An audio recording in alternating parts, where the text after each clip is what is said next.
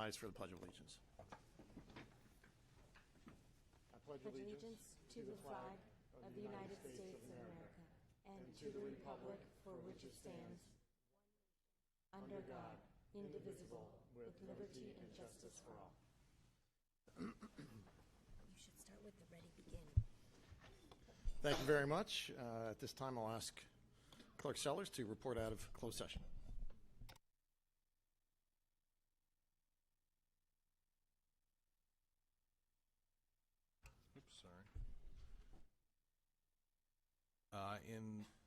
There was an item added in open session to the closed session docket in the matter of POSD versus John Collins.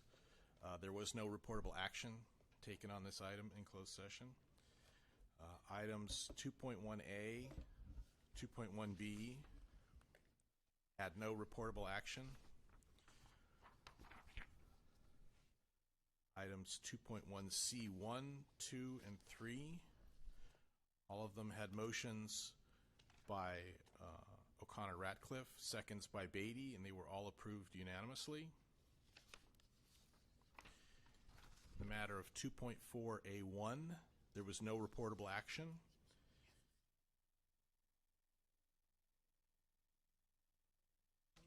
Settlements.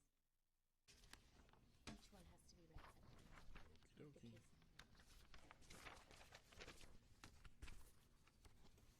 Now you can see why I didn't want this job. I was trying to hide my incompetence. In the first item that was added in open session, in the matter of POSD versus John Collins, there was no reportable action. Item 2.1A was pulled from the closed session docket. Item 2.1B had no reportable action. Item 2.1C1, in the matter of pending litigation case ending in 001. In the matter of pending existing litigation case number OAH 2017-120001, on a motion by O'Connor Ratcliffe and a second by Beatty, the board voted 5-0 in favor.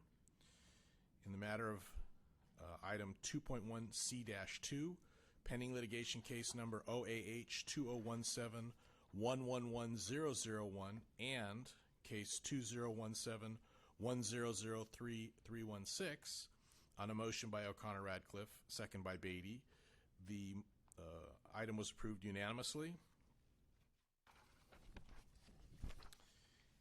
Item 2.1C3, in the matter of pending existing litigation case number OAH 2017-110281 and case 2017-110791, on a motion by O'Connor Ratcliffe and a second by Beatty, the board voted unanimously to approve.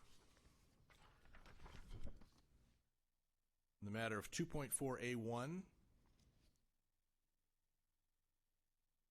the matter of negotiations, tentative settlement agreement PFT 2016-17 and 17-18, there was no reportable action. Item 2.4A2, in the matter of negotiations, SERP Financial Savings Analysis Report dated March 26, 2018, there was no reportable action.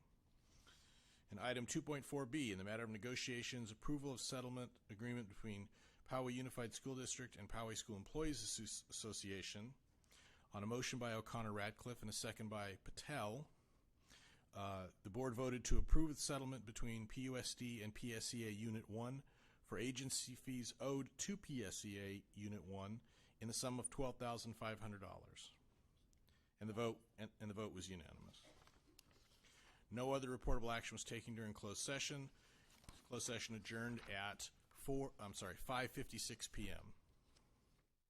Thank you. Thank you, Mr. Sellers. Let the record reflect all members are in attendance with the exception of Student Board Member Ms. Mishra. And with that, I'll ask Ms. Beatty to give the welcome to the public. Thank you, Mr. Zane. Before I begin, is there any way we can get more chairs in this room? There's a lot of people standing, and I don't know if we have more chairs in the back that can be retrieved. If anybody wants to check. Okay. And they can do that while I'm reading welcome to the public. Welcome to the monthly meeting of the Board of Education. If you would like to address the board on any agenda item, please complete a speaker's slip. All requests to speak must be submitted to the clerk of the board before the agenda item comes up.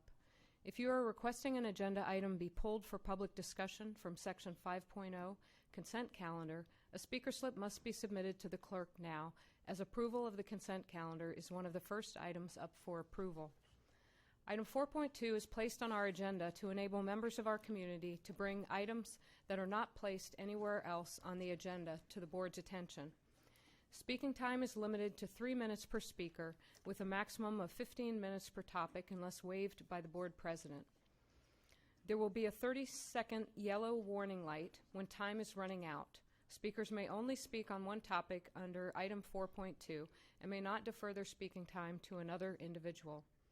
If there are concerns regarding specific individuals, it is preferred that the speaker refrain from naming them publicly to respect their privacy. The board will accept and review any written materials that would provide more specific information.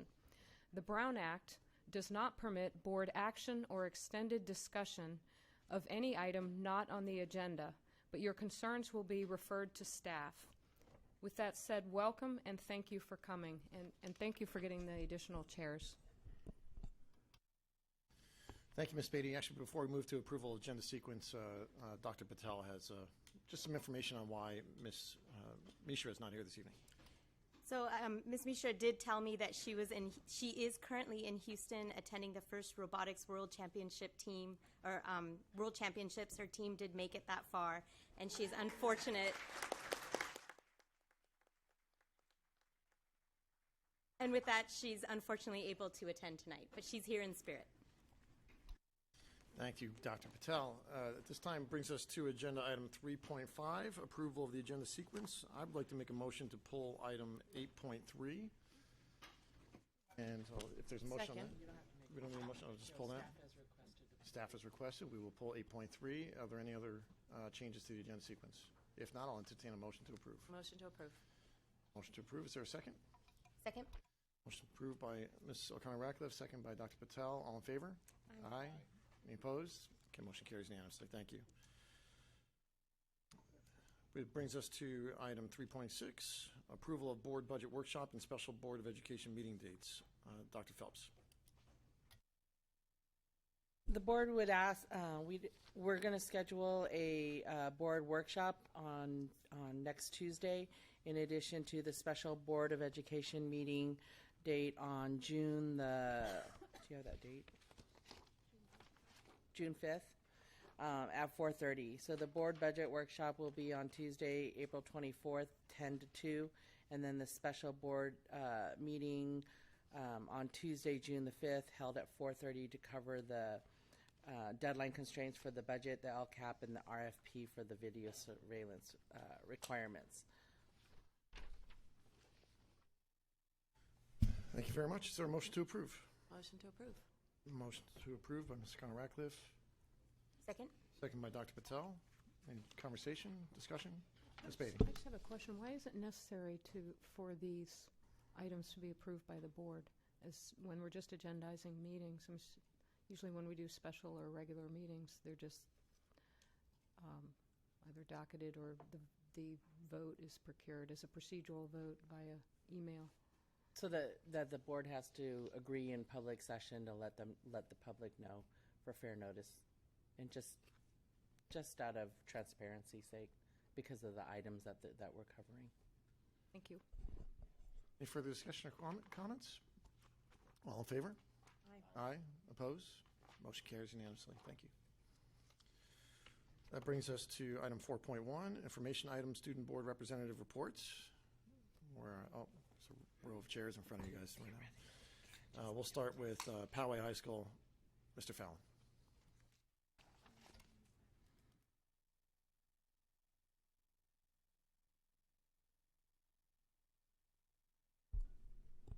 Do I just begin? Okay. Hello and good afternoon. My name is Sean Fallon, and I'm the new ASB student body president at Poway High School. I'm sure you all remember our previous president, Trevor George, who I'd like to thank for doing such a wonderful job in leading our school over the past year. It's an honor to be here today and I'd like to update the board on a few things that have occurred at our school since last meeting.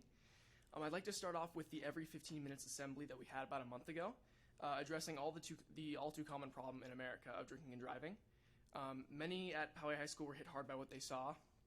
Granted that there was a mock car crash and a funeral, and every 15 minutes a student was pulled out of class to symbolize the loss of a life every 15 minutes in America due to drunk driving. Overall, it was well received by our students, and as this is a junior and senior joint assembly, we will not be having it again for another 2 years, but I'm really, really glad we had it nonetheless. Our robotics team, similar to Ms. Mishra, they did really well in their competitions in Hawaii and Canada, and they're also out on their way to Houston right now, or they're either there, I'm not quite sure. But we really wish them luck in this competition. The Poway High School dance team has gone to about 3 national level competitions within the past month, and has also brought back national titles in a few of their dances. And the senior captain, Amber Hoffman, on this team placed first in her solo at nationals in Anaheim, and also won the Miss Dance drill team, being the first winner from California in the last 10 years, which we're very, very proud of. I'm proud to announce that Poway High School is now officially part of the Anti-Defamation League as a No Place for Hate school, pending completion of our upcoming Culture Week this next week. It'll start this next Monday, and our Culture Week is titled Know My Story, Not My Stereotype. We will be focusing on improving our student body's awareness of the diversity present at Poway High School. And to aid in this, our ASB class has prepared 2 instructional and discussion-provoking videos, as well as a litany of activities to do throughout the week. We've also begun an Address the Mess campaign in honor of Earth Day coming up on Sunday.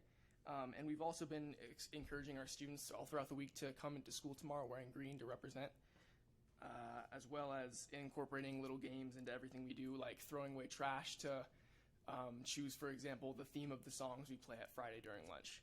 And I really recommend that other schools look into that because it was a very successful venture that we did, and it really helped clean up the campus a little bit. What else do we have? I believe that is it for this. Oh no, I forgot one thing. We are also very proud of our wrestling team recently for not only sending just a few students to our state competition, but sending almost an entire docket with over 10 people going to the state wrestling championship. And many of them did very, very well, so we're very, very proud of that. Thank you very much for your time. And if there are a few more things I could talk about, but I think it'd be best ended here. And I'm looking forward to using this meeting every few months just to come in and fill you guys in. And if you guys have any questions, please just let me know. We can always do anything to help the school. So thank you. Thank you very much.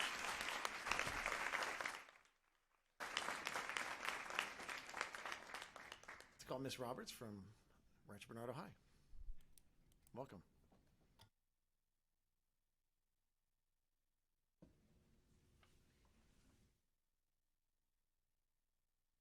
Good evening, board members. My name is Sydney Roberts, and I'm the current ASB president at Rancho Bernardo High School. The Broncos have been putting in lots of hard work, so I have lots of exciting news to share with you today. Our band had the opportunity of a lifetime in New York, and they performed at Carnegie Hall in New York City during spring break. Our annual Best Buddies Ball was held on March 31st at the Inn at Rancho Bernardo. There were over a dozen schools with around 300 students there. We are very proud of our school and our district for having such amazing Best Buddies programs. The week before break, we held our annual Silver Star Awards, where we recognize students who earned a 4.0 or higher for the fall term. Our robotics team won in the Palmdale competition and earned a spot at the World Championship in Houston. It is the first time our team has been able to participate in the World Championship. Thank you to everyone who supported the team in raising the funds to getting to Houston. The team is currently in Houston, with today being their second day competing against teams from around the world. Juniors have begun their CASP testing this week. We finally got our 3 hydration stations, which were paid for by ASB, PTSA, and the RBHS Foundation. As our winter sports closed up, roller hockey won their CIF championship game, and our fellow Bronco, Jaden Abbas, was the CIF state champion for his weight division in wrestling. At RB, we are looking forward to many upcoming events for this last month and a half of the school year. Next weekend, we have our senior Disney trips, which will be a great way to kick off this year's senior activities. Our prom reveal is next week, and our ASB is super excited to share the theme and venue of this year's final dance. Students are also getting ready for AP testing, which begins on May 5th. We are planning our end-of-the-year Celebrate Assembly, which will be on June 1st this year. We are also getting ready for some of our favorite weeks of the year, Teacher and Staff Appreciation Weeks, which will be in May. We are planning something for each day and some fun gifts for our staff members. Our spring musical will be Mary Poppins and starts next Wednesday. Shows will be every night at 7 p.m. until Saturday. On April 24th, our improv team will perform with the Mount Carmel improv team at Mount Carmel High School at 7 p.m. We are looking to have a speaker come and speak to our seniors before prom regarding distracted driving and making good decisions. Spring sports are currently in the middle of league play, and playoffs will be taking place at the beginning of May. Seniors have heard back from colleges and are excitedly planning the next chapters in their lives. Thank you for supporting the Broncos, and I look forward to returning for my next report.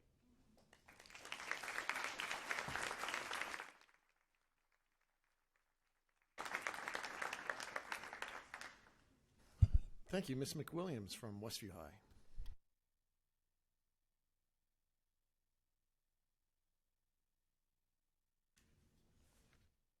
Good evening, PUSD Board. It is a pleasure to be back here reporting to you all about what our Wolverines have been up to. My name is Adrienne McWilliams, and I'm currently ASB President at Westview. As of now, we have been finished with finals for a couple of weeks, and we're off to a strong start in the last quarter of the school year. Reflecting back on the past couple of months, our Best Buddies program also attended the Best Buddies Ball, and our seniors went on their annual Disneyland trip and had a lot of fun up in Anaheim. March 19th to the 23rd was our annual No Place for Hate Week, and this year's theme was Shattering Stereotypes. Our campus was decorated with professionally designed posters depicting some of our own students and staff and how they shatter stereotypes. On Wednesday, we aired a video made up of a panel of 5 different students as they discussed tolerance and acceptance with our motivational speaker, Nikki Geis, who spoke at an all-school assembly that Friday. We had a variety of activities throughout the week that supported our theme and contributed to an overall successful campaign. Also in March, we had a successful 8th grade family night where incoming freshmen and their families were able to get a glimpse into all the opportunities they'll have once they officially become Wolverines. We celebrated Staff Appreciation Week at the beginning of April, and our recognition commissioners worked hard to honor our staff with a coffee cart, our annual Staffalty Student Voted Awards ceremony, and delivering a poster with student-written messages to every Westview staff member. Our fine arts programs have been very busy as well. Westview Theater Company presented our musical, Legally Blonde, which was a huge success with 2 sold-out shows. Promptly after wrapping the musical, our tech and performers competed at the Fullerton Theater Festival, and one of our improv teams placed 3rd out of 77 teams. Both improv teams performed in an improv show held soon after Fullerton, which perfectly showcased their talent. Currently, Westview Theater Company is in the midst of rehearsing for their student-led production of Almost Maine. Performances will be held in early May. Additionally, 3 competing groups in our band program ranked unanimous superior at a competition at El Camino, as did our orchestra. Our choir program held their 2018 festival concert at the end of March as well. At the start of spring break, about half of our ASB class attended the annual Castle Conference, where we exchanged ideas with student leaders from all around the state of California. We are so excited to implement what we have learned. Additionally, this past Monday, we hosted our annual Prom Expo, where we revealed our prom theme and venue for this year. Our Pacific Tides themed dance will be held at Kona Kai Resort on Shelter Island on May 19th, and this is our first week of ticket sales. Additionally, class president applications have been released as we prepare for our next school year. Lastly, in ASB, our Spring Music Festival, a first-time event last year that was wildly successful, is planned for the first week of May, and we are so excited to see more phenomenal performances from students that we are so proud to call Westview's own. Our clubs on campus are very busy as well. Our Spring Club Rush is next Wednesday, and our Fashion Club has been working hard to plan and execute their show that is being held next Friday in the theater. Our robotics and mock trial teams have been working hard and have ranked successfully in different competitions throughout the state. And in athletics, our spring sports are well underway, and some of our fall sports are beginning preparations for tryouts. Lastly, our beloved athletic trainer was named San Diego High School Sport Association's Athletic Trainer of the Year, and we thanked her with a poster with a bunch of handwritten notes from our students, and she was really grateful for it.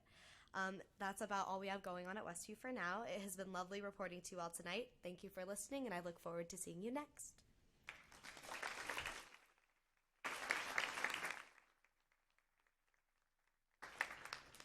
Thank you very much. That brings us to our public comments portion of the agenda, item 4.2, Clerk Sellers.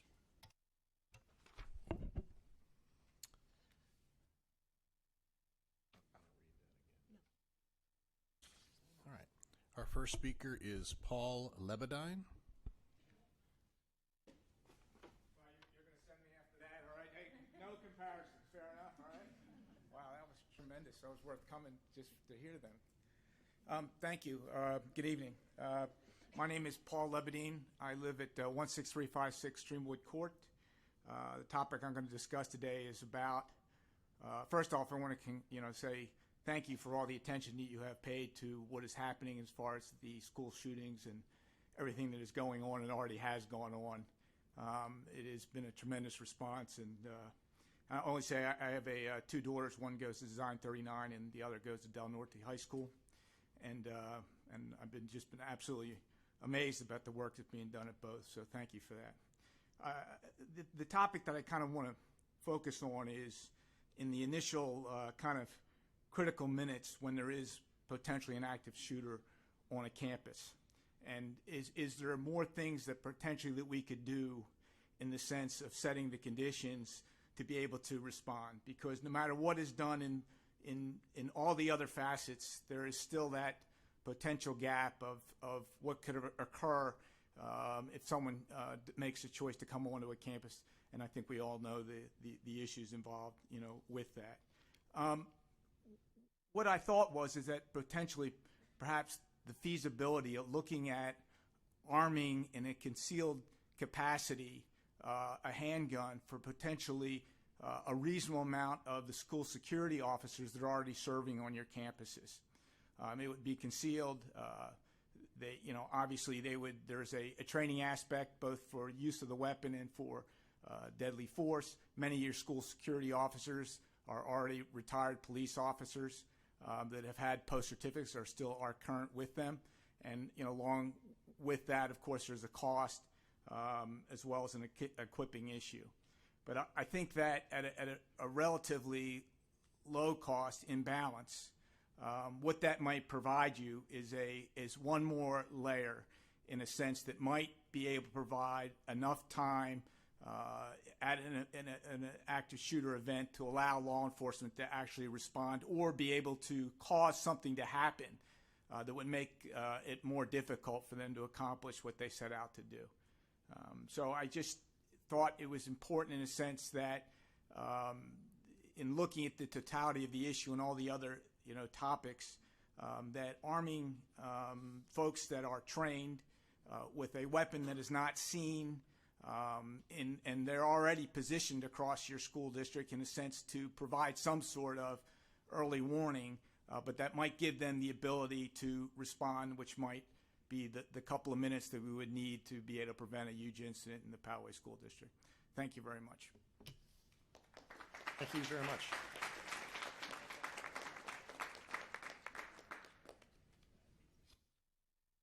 Our next speaker is Tova Terranova.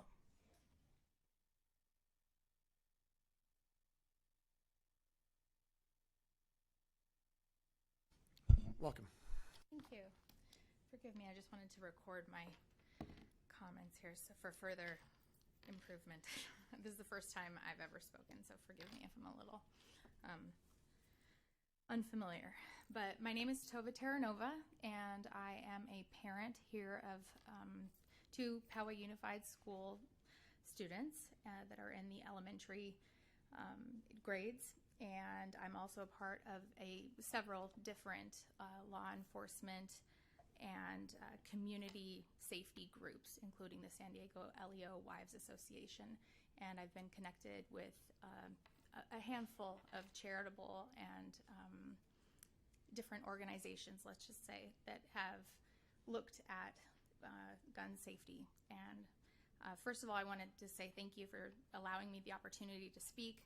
I appreciate everything that all of you do as a public servant, and I know that it takes a great deal of duty, responsibility, including advocacy, and that weighs heavily on your conscience, and that is not easy. And those are all things that we consider when we're supposed to be guiding our youth. And you guys are amazing for being here, for being in this audience. I am so proud of our district and everything that they are doing. They're just, the number of young people here in this room, of real students in school, is commendable. And that's fantastic. But all that aside, school safety is a huge burden.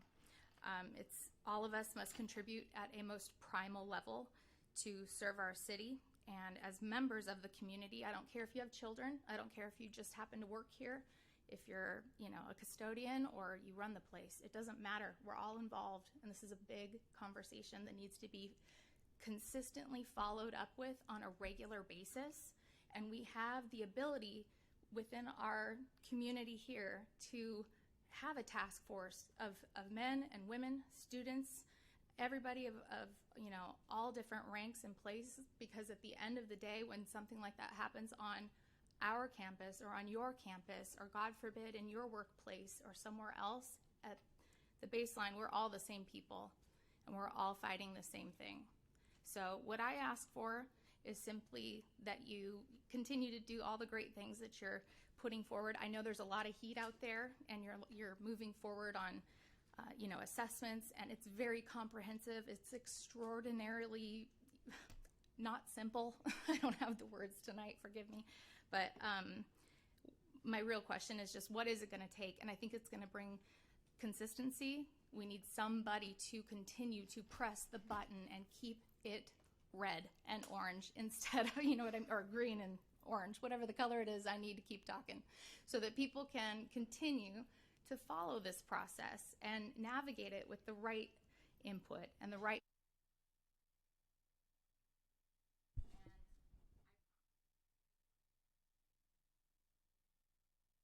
Thank you.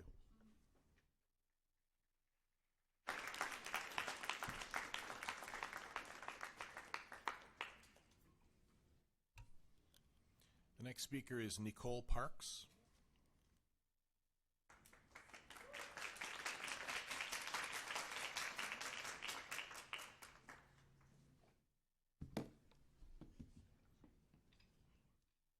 I would like to thank the Poway Unified Board members for supporting our voices and for all their hard work.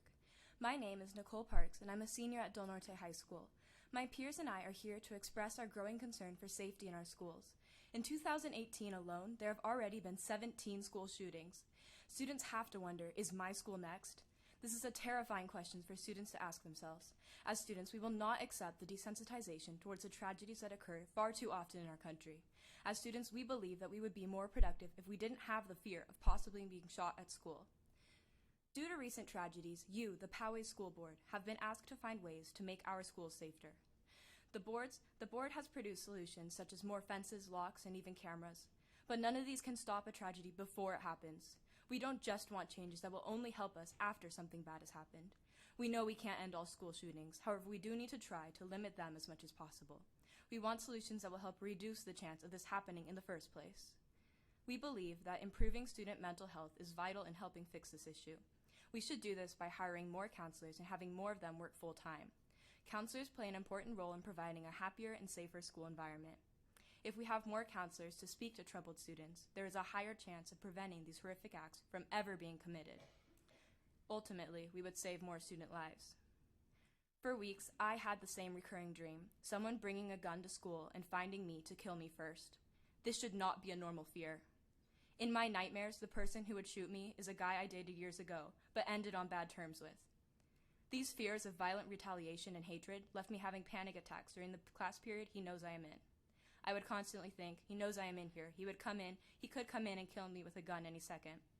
Around 2 weeks after I first started having these nightmares, I read about the school shooting in Maryland, that a boy brought a gun to school to shoot his ex-girlfriend. Reading this in the news left me completely terrified, and I started to cry. A week or two after that, the person I had nightmares about was actually expelled for making a school shooting threat. I was relieved it had not become more than a threat, but horrified that it could have. This should not be a normal fear. At the time, I did not go to my counselor with these fears. When I tried to make an appointment just to discuss my college prospects, I received a 15-minute time slot for the next week. There simply is not enough time for each counselor to build a relationship with over 500 students each. Our school career has been drastically different than yours. No other generation has had the constant anxiety of a school shooting. With the added academic pressure and our environments being more competitive than ever before, mental health has never been more important. We believe our students need prevention before intervention. We need to prevent students from causing themselves or others harm. We need to prevent students from stressing so much. We need to prevent the anxiety of a student witnessing a school shooting. We need to prevent the feeling of isolation of students. We need to prevent the countless school shootings that have occurred since Columbine. We need to prevent students from becoming school shooters. We need more full-time counselors. Thank you.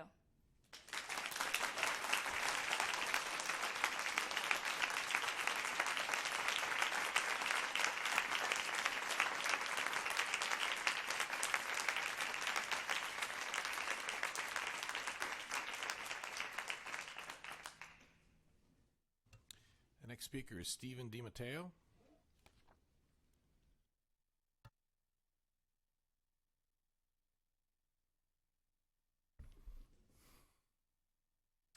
Good evening. My name is Steve DiMatteo, and I join you again today to follow up on the district's response to the violent attack on our son on February 14th at Bernardo Heights Middle School.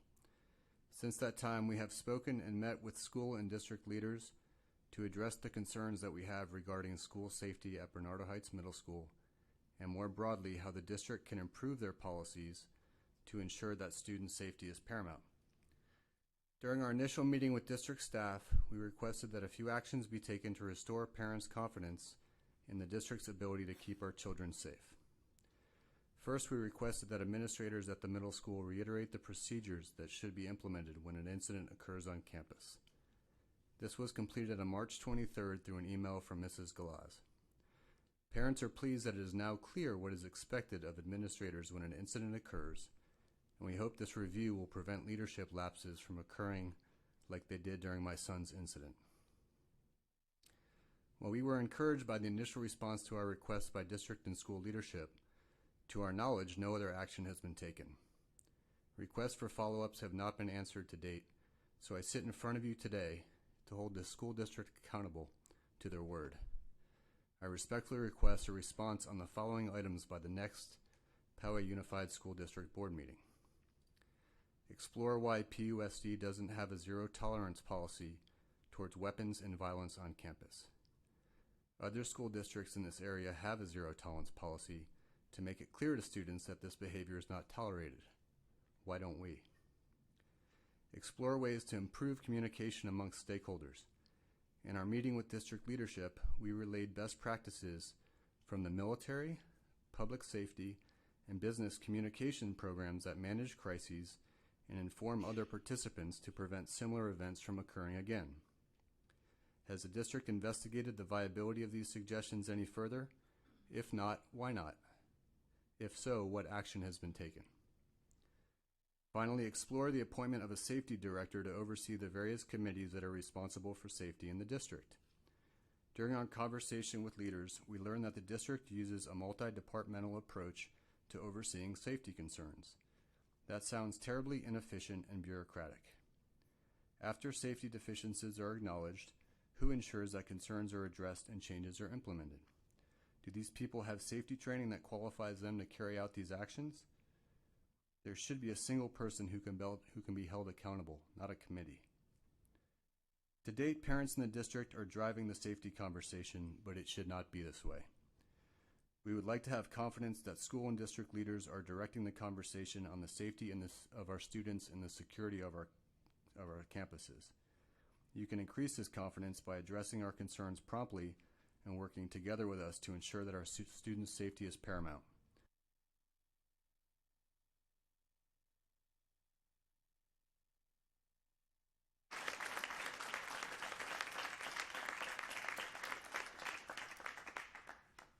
Next speaker is Stephen Abrams.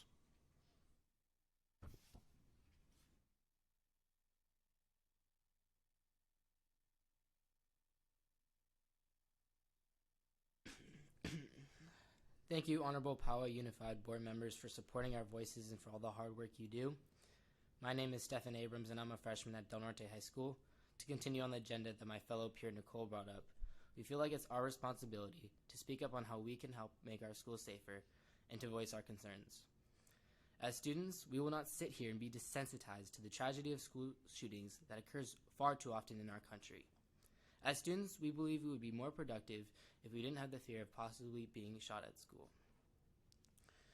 According to the National Institute of Mental Health, it says the prevalence of at least one major depressive episode among adolescents was 19.4% among females and 6.4% among males in 2016. In a school of, let's say, 2,000 students, the number of students who have had at least one major depressive episode is alarming. We don't know what goes on in students' everyday lives, which is why it's important to have outlets for all students. It would allow them the opportunity to have a conversation with someone who will keep their information safe and provide them with just someone to talk to.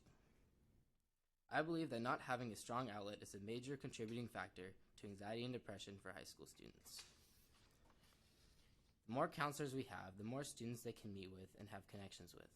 Our students have faced more pressure to do well more than ever. We typically see differences in how students deal with anxiety and stress. Girls seem to fall into depression as to where boys typically express themselves through anger. Male school shooters outnumber female school shooters 17 to 1. If these boys had been able to release their anxiety and stress in a healthier way, many of these tragedies probably wouldn't have happened. At school, we have 4.5 counselors that have to constantly work on schedules, college applications, academic planning, and typically only meet with students after an emotional crisis. This shows that they are more reactive than proactive. School psychologists and counselors that are dedicated to student well-being try to be more proactive by reaching out to students and are able to help deal with their emotions before things get out of proportion. With so many students, it's nearly impossible to help all the students who need help. This is why it's so important to focus our attention towards making our student services stronger. In doing research, we learned our schools used to have 7 counselors each. They were cut because of funding, not because that students didn't need them. And now, more than ever, students need this help. It's so difficult for schools to stop most shooters, particularly in a country with more than 250 million guns. The majority intend to harm just 1 or 2 people, so the attacks typically end within seconds, leaving little or no time for staff to intervene. This proves that students don't need intervention, but that we need prevention. We will not sit here and be desensitized to this tragedy of school shootings that occurs far too often in our country. As students, we believe we'd be more productive if we didn't have the constant fear of being shot at school. Thank you all for this opportunity.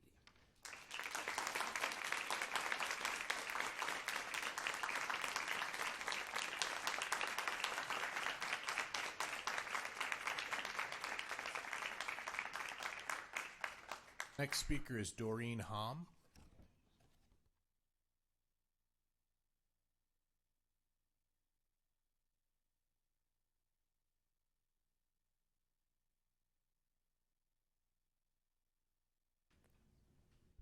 Ladies and gentlemen, thank you for the opportunity to address you tonight. My name is Doreen Hobb. I am one of the vice principal for San Diego North County Chinese School.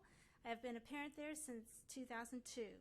One of my job responsibilities is facilities rental. An email from Poway Unified School District on March 8th notified us of the new fee schedule. As a registered nonprofit renting middle school facilities, the new rates will be $36 per hour for a classroom and $32 per hour for the little theater. Currently at Black Mountain Middle School, we rent the theater and 37 classrooms for a total number of about 200 hours in a typical Saturday, and our school year runs 29 Saturdays.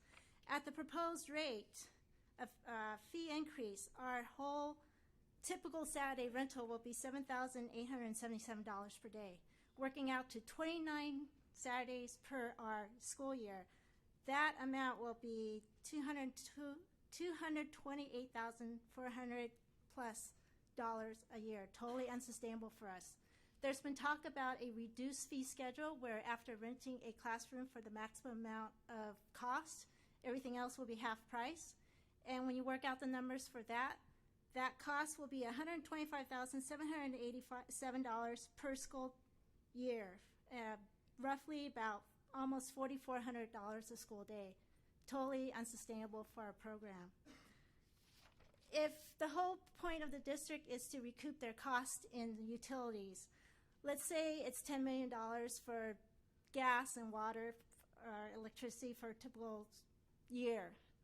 If you have 6 high schools, 7 middle schools and 26 elementaries, and recognizing that high schools are much bigger, and let's say the equivalent of 2 elementary schools for every high school, that's going to be 45 schools in the district at a cost of $10 million. For utilities, that cost is going to be $222,000 and then some for a typical school per year.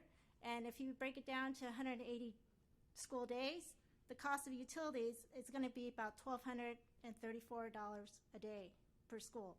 So when you're charging us over $4,000 a school day That's way too much. So we would like the board and district to consider renting their facilities for a flat rate for us.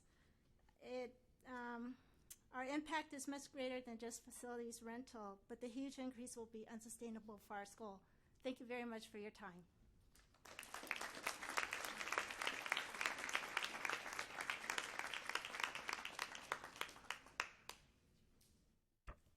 The next speaker is Ian Hahn.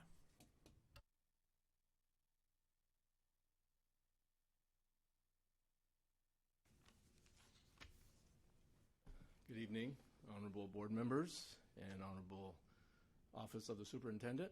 My name is Ian Hahn. I live in Poway, and I am the president of the San Diego Chinese Cultural Association in North County Chinese School. I wanted to go before Doreen so I could, give you a little bit more of a soft sell before she came in and, gave you the hard sell, okay? Anyway, I want to inform you and let you be aware of the issue that we're having with the facility rental fees. Like Doreen had mentioned earlier, we currently rent Poway Unified School District middle schools for 29 days out of the year, and that's 29 Saturdays. And currently, we pay approximately, $20-some odd thousand a year. And with the new updated fee schedule, that is a 10x increase.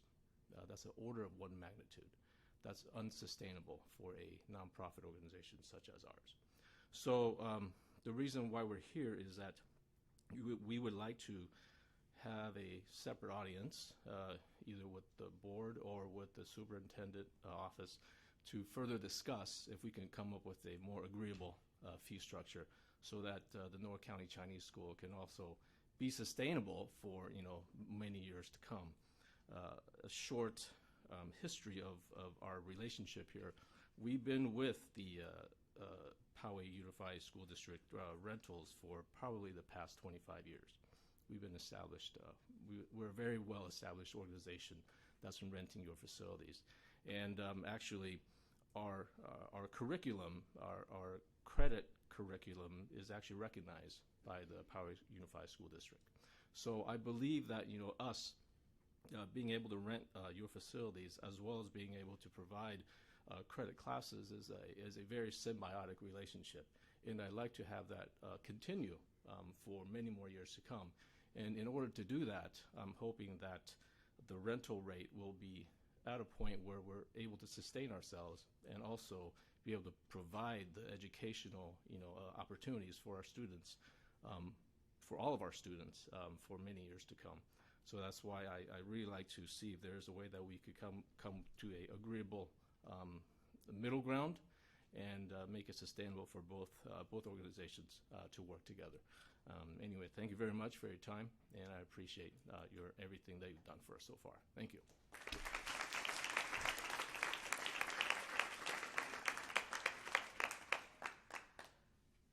The next speaker is Scott Rings.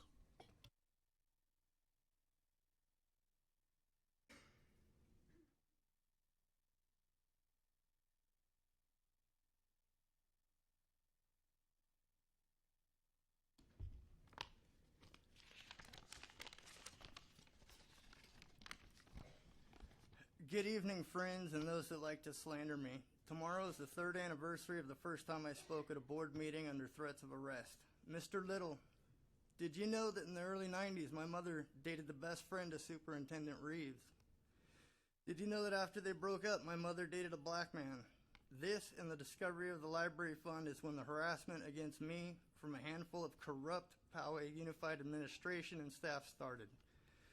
Did you know that over the years I have been friends with teachers, office staff, district staff, maintenance staff, people in your accounting department, people that have worked for various construction companies, including the one you are thinking of right now? People that have worked for various companies that are under contract by the district, and even the spouse of someone that worked for the underwriters of the 2011 bond deal.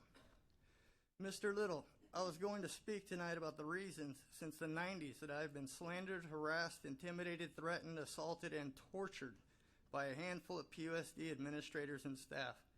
I was going to cover everything from the illegal board meetings in the late 90s that were held after 12 a.m. in the offices of Poway High, and how during the construction of these schools, construction workers were taken off job sites to build houses for administrators paid for by the district that were hidden in their family members' and girlfriends' names.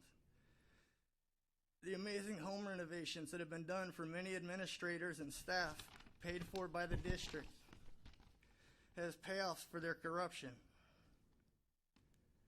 I was even going to discuss about when a current board member came into the smoke shop that I worked at before a pre-board meeting and bought a detox drink to cover up cocaine, Xanax, and Adderall, and what was done to me to cover this up.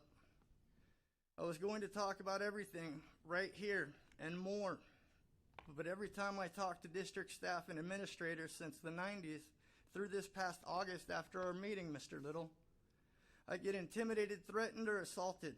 So I am done. You won.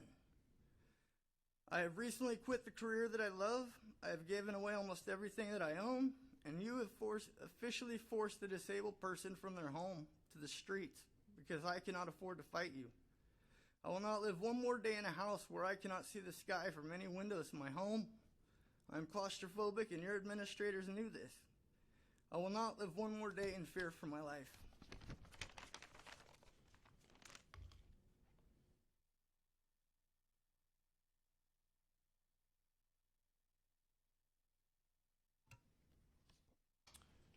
Our last speaker is Gabriella Dow.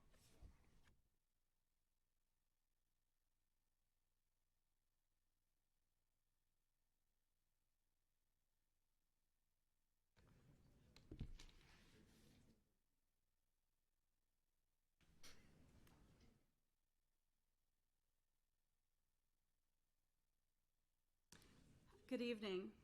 I wanted to start my comments tonight with a shout out to the Rancho Bernardo High School robotics team. I had an opportunity to work with these incredible students over the past week, and I wanted to remind everybody that they are fundraising dollar by dollar their trip, their existence, and their trip to the World Championships. Please visit their GoFundMe site. It's gofundme.com/team2658, and $20 and $5 and $100 at a time. They are raising the money to educate themselves for the future economy. I will say that hearing the last speaker really, and thinking about the Rancho Bernardo High School students, really underscores the fact that we have our former superintendent, John Collins, was actually in a criminal courtroom this week for $345,000 that he is alleged to have embezzled. And so please take the comments that we just heard and the frustration from the community, some of which you heard tonight, to heart, because there is something there. I came here tonight to address Board President TJ Zane and the comments that he made at the DICE directed to me a few meetings ago. And TJ Zane mentioned that he was greatly offended by my mentioning some of the lack of judgment that he has exhibited time and time again. And I just wanted to say that your feelings of offense really are not the concern when it comes to 35,000 students, their safety. Many of the students are here tonight to address that, and when it comes to the support that hundreds of teachers need. I wasn't thinking about your feelings when I spoke. I was actually thinking about my son's field trip the day before I spoke to the Museum of Tolerance, and the students in his class that were crying because they're terrified that something like the Holocaust could happen again in this country. These students are terrified because, as we have seen, there is a sharp increase in neo-Nazi incidents, and that is the reality, in addition to school shootings, in addition to so many other issues that they are faced with. And so I think that's what we need to be focused with, and I think we do need to have honesty. Saying that your actions with your former employer, blah, blah, blah, I mean, we have to be honest. Your former employer is the San Diego Republican Party. You're the former executive director. Before that, you were with the Lincoln Club. This is a political organization that received a rebuke from Qualcomm for which you had an ethics violation and were fined. And so let's just have honest discussions about all of this. I don't have to agree with everything you have done. I agree with very little, but I at least hope that we, the adults, can be honest about the current reality, whether it's regarding finances at the school district or the judgment that is behind the votes that are taken at this DICE, and that affects our students. I also wanted to speak on behalf of Rebecca Cole, who spoke here over a month ago, and she, like the De Mateos, would like to know what is going to be done about safety at Rancho Bernardo Middle. Thank you.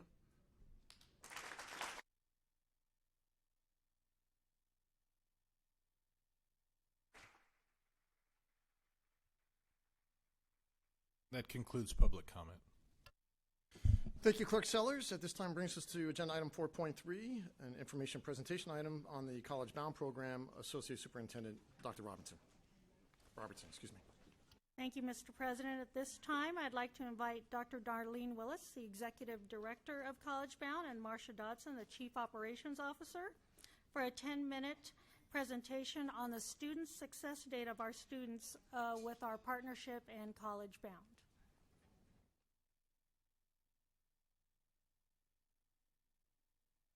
Did 10-minute presentation.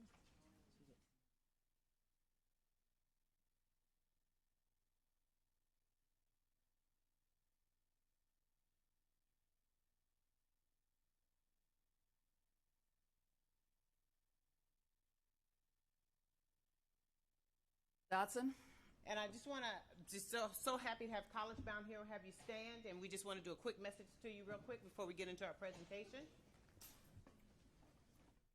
1, 2, 3. I believe in myself. Come on. I love myself. Good. I am the most important person in the world. I can think. I can think for myself, so no one has to tell me what to think. Success. Success will not come to me. I will have to go and get it. What do you believe? I believe in treating people the way I want to be treated. Why? Because I know. Come on. That I know. Yes. That I know. That I am College Bound. Thank you. Good job. Those are our scholars and our parents, and we'll jump right into, Ms. Dodson passed out testimonials from our scholars and parents. We did a state of mind exercise with them. And then tonight we're here just to present data to show that this program is effective. First of all, we would like to thank all of you for a job well done, for accepting us as a partner, and we appreciate your support. So we'll just jump right in. Right. So we know how important data is, and I know Ms. Darshana Patel has asked for that many times, and as well as the other board members. So we're happy to be able to provide some of that information. So our slide that just breaks down our scholars by school. So you see at the middle schools we have a total of 22 scholars in the program, and it's broken down by their each school site. So for 8th graders, 22.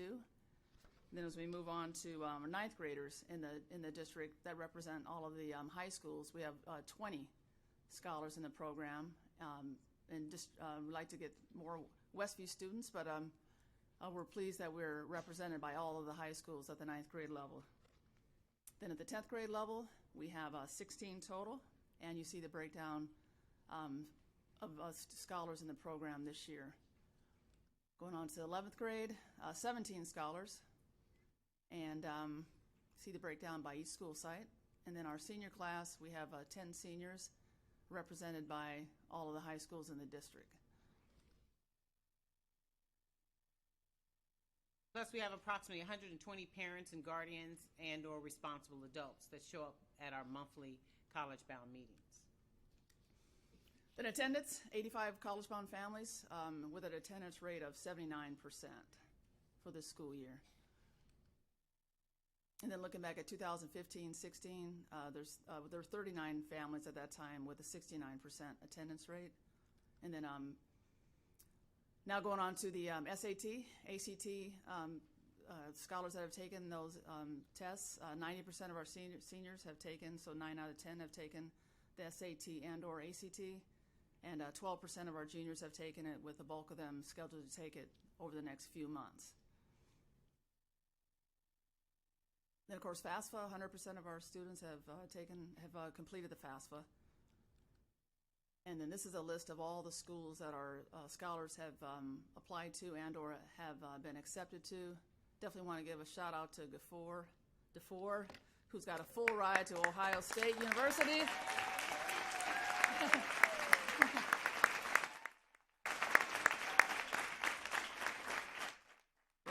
We're definitely really pleased with the magnitude of schools, and that these young scholars are definitely willing to leave California, leave their families and branch off, and others will stay here locally. But the good news is everybody's going to college, and that's the purpose of College Bound. So we're really excited about this list.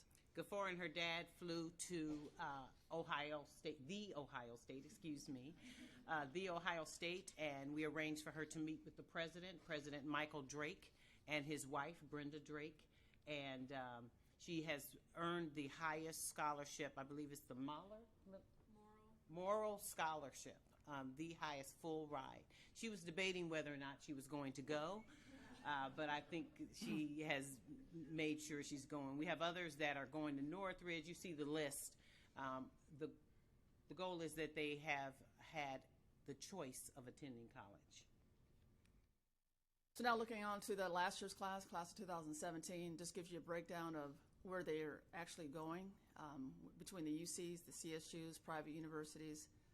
So that gives you an idea of, based on that list that you just saw, gives you an idea where they're ending up, which is nice to see at a variety of different types of colleges and universities. And then in 2016, we have the 14 total that went to the various colleges that are listed on the slide. So this is the program persistent rate, so showing that from one year to the next year. So from the students that were a part of the class of 2016-17, of those, 52% are now currently in this year's program. And then looking back at the class of 2015-16, in that year for 2016-17, 79% of those students moved on to the college-bound program or stayed with the college-bound program. This shows attendance rates for this year. Looking at, we didn't include December just because that was a board meeting, but for this year we're looking at 79% of our 85 families are attending at that rate. And we think when you see what happens is that sports and extracurricular activities start taking place in the spring, and so we're working with the district and for next year looking at perhaps having College Bound on Monday evenings. I know our football fans are going to be a little concerned, but it's just once a month. My nephew plays for the Green Bay Packers. Let me put that plug in there. So if I can miss that game, we all have DVRs, but I think that will help us and even increase even more. So. All right, so this slide looks at A to G MET and AP courses taken. So you see the distribution between all the three different school years, looking at all seniors, African-American seniors that have taken it, have met A to G, have taken AP courses, and then those that have not taken. And so on the next slide, it breaks it down to how does that compare with college-bound students. So if you look at the numbers, college-bound seniors and those that have met A through G or taken the AP in comparison to have not. So you look at there's in the 3 years, so 77%, 86%, and 80% have taken it in comparison to overall the district of all African American students, where you have the 23%, 14, and 20. So that slide shows that the being in college bound, obviously that's what we focus on, being A to G, focusing on taking AP courses, and so this shows the A to G fulfillment. So for PUSD overall, 58% and 57%, and then when you look at college bound, 73% and 71% have met A through G. This is a look at AP courses, same thing, so you breaks it down by the 3 years. So you look at those that have taken AP in the district, 28%, 27, and 27, and then those have not taken it district-wide. And then when you look at the comparison with college-bound, the number of college-bound kids that have taken scholars, it goes up to 51, 45, and 39% in comparison. And this is the same thing. It just puts it on a slide. So you look at on this left side, looking at the district as a whole, and then you look at the right side. If you're in college bound, the rates go up substantially. And I just want to point out too. Actually, my son pointed it out that our data helps Poway's data. Poway's data does not necessarily contribute to college bound data, but the partnership is there. So. We think that's why it needs to continue as well, because you can clearly see the difference of the percentages and making a difference. And one can argue, well, the numbers, if you look at the numbers, but our data, again, contributes. And our program is a family-oriented program. So this is a reflection of the memorandum of understandings that we currently have, partnership with UC California that is starting up this year. That's pretty exciting news. University of Laverne, as long as our scholars meet the A through G, they have automatic admission and a $10,000 a year scholarship.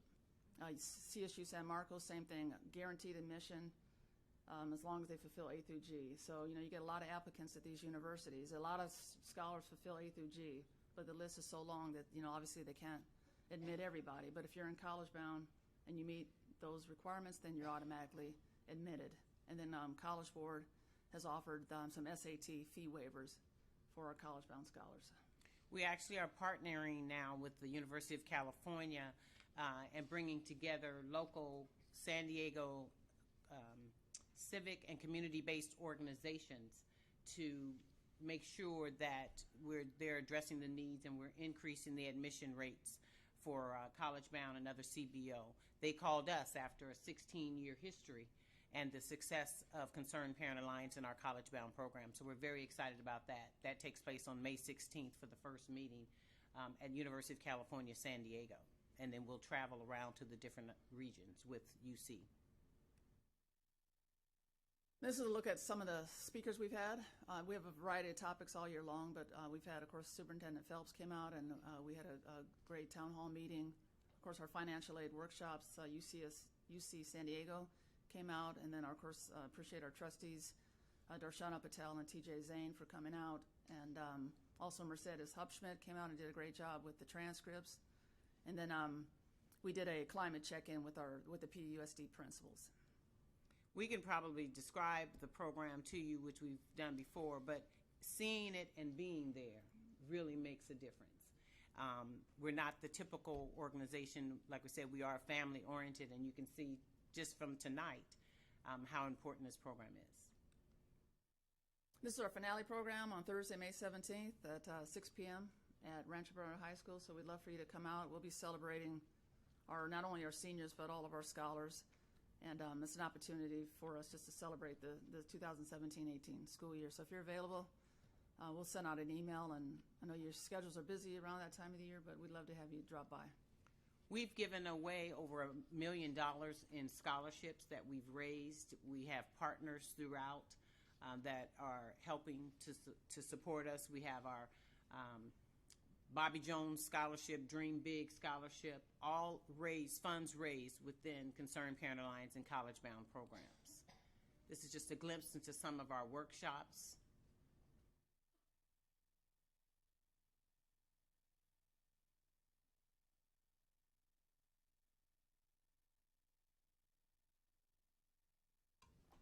And that concludes the thank slides. you. But do you want? We have time for a student to. I think do so. you have a 1 Where minute, are 2 we minute? with time? Okay. Okay, sure. Sure. So this is impromptu. Sky Montgomery. You can speak on just what College Bound means. No, College Bound related. Yeah. Oh, of course, of course. What's this impact on? Okay. Okay. Good evening, school board. My name is Sky Montgomery. I'm a sophomore at Mount Carmel High School.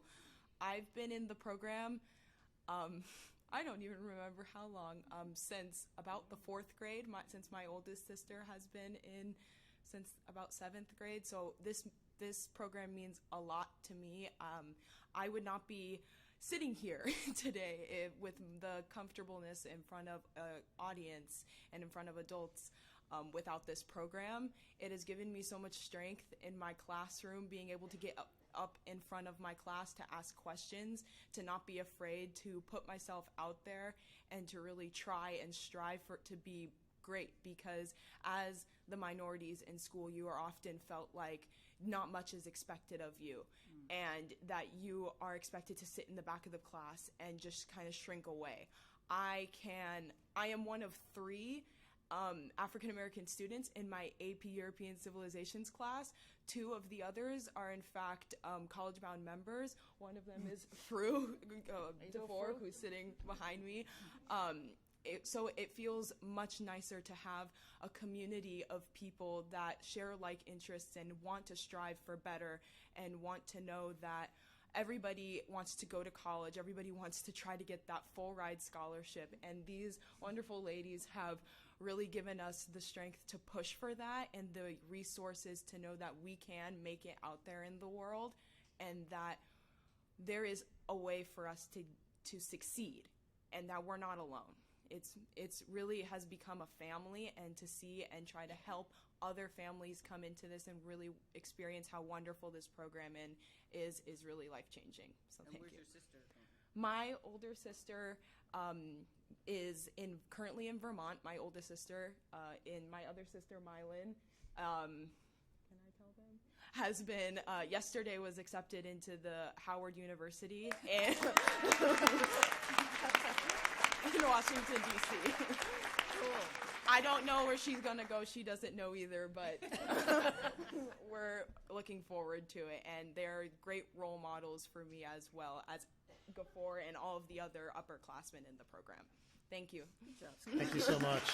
Appreciate it. Thank you for your presentation. Thank you. Thank you.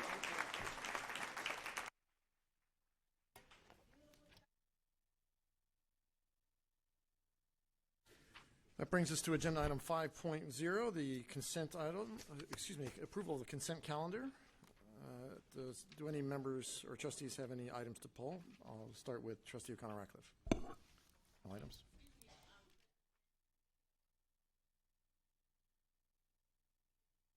By all means. It's all good. By all means. Thank you for coming.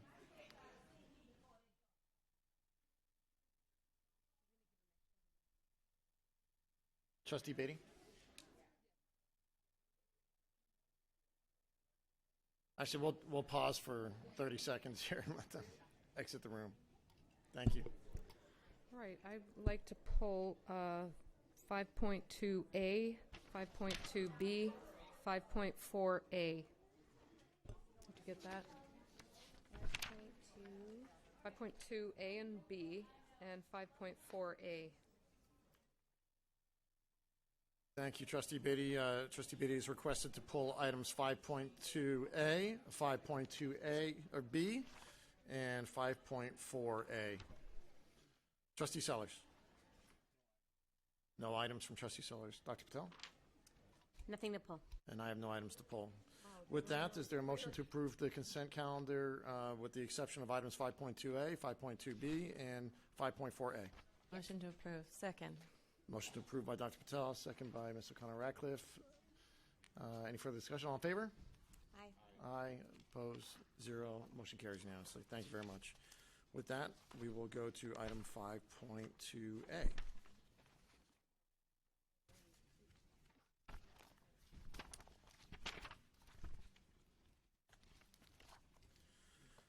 The approval and ratification of contractual services report number 09-2018, Associate Superintendent Little.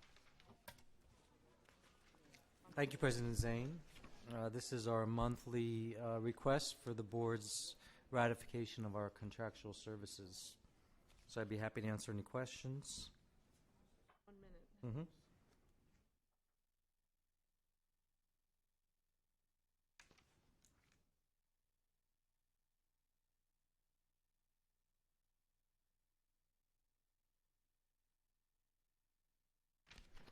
Okay, just one quick question. If you could just elaborate on 9 Brain Learning Psychological Corporation and that contract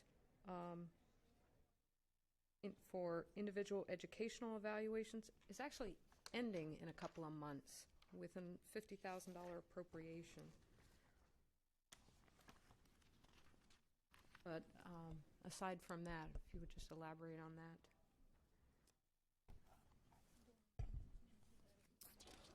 Yeah, I will have to defer that. That's obviously a special education contract, so I'm not sure if is Doyen in the audience? Perhaps Ms. Howard would come up and help us out.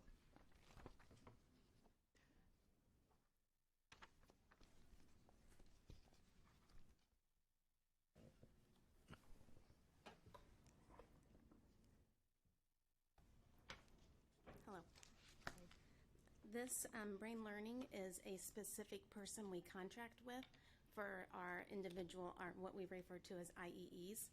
So, and because the amount has exceeded what we thought we would use, this is the total amount that we are expecting to use. It's a specific NPA, and the assessor is someone that the parents have been requesting more so than in the past. So he's a neuropsychologist, he is a psychologist, he does ERMS assessments, he does everything. So Have his services already been used and billed for, and this payment, I mean, we're awarding a contract now for this current year that's almost ending, which this isn't the only contract, there's a couple more like that, but I'm just... Right, so what happens is that we frequently get requests for IEEs and IEP meetings, and we have, through the SELPA, we have a specific amount that is agreed upon that we pay. And so each time we put a contract in, then we contract with the individual one by one. And at that time, then an assessor is determined after the fact. And so the amount has, from this specific brain learning, the amount has, we're estimating that we will need the $50,000. So that way, because we have already spent more than we originally came to, which I don't have that amount, to be honest. So I guess this is a kind of a business question then. We've spent it before we approved a contract? No, this is so we're expecting to spend the $50,000. Does that make sense? This is an authorization to Yes, approve to up spend to up to $50,000, $50,000. assuming you're going to go over Yes. your Correct. contracted I think amount. to help, so we can spend up to $15,000 for professional services and have ratification after the fact. But once we exceed the $15,000, we have to get board approval. So I think we're expecting to spend now $50,000 for the entire school year. We've spent about 15 to 20 up to this point. So we've exceeded the $15,000 threshold, and we're asking for the board's approval for the full anticipated $50,000. In previous years, we've never had parents always use one assessor. So this is the first time this has happened. And just, again, this is a business question, but so when it goes up to $15,000, that can be done without a contract? The PO, it has to have a PO. So typically POs have a scope of work. So it could be done either with an SOW or with a contract or simply a PO, an agreement. What's an SOW? Scope of work. Oh, yeah. Okay, thank you. Mhm. Thanks. Thank you.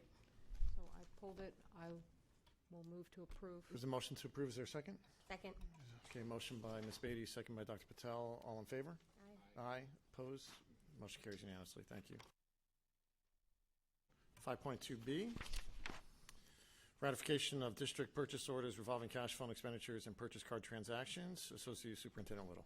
Yes, so this is our monthly request for the approvals of purchase orders related to services provided to the district by various vendors across various funds. You can see that for this reporting period, our purchase orders total $1.5 million. I'd be happy to answer any questions. There were just a couple of line items I just wanted to ask about. One is the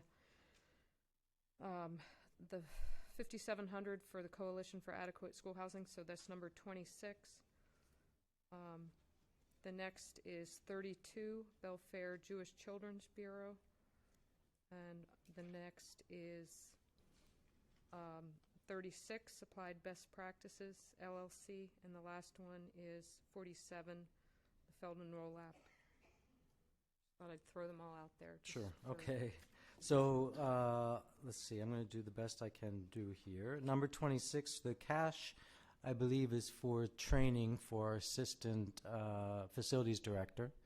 For our director himself. So our director is involved in a leadership training, a cohort program that is a year long, and we've given him permission to, in fact, encouraged him to take that leadership training through CASH and further develop his excellent leadership skills.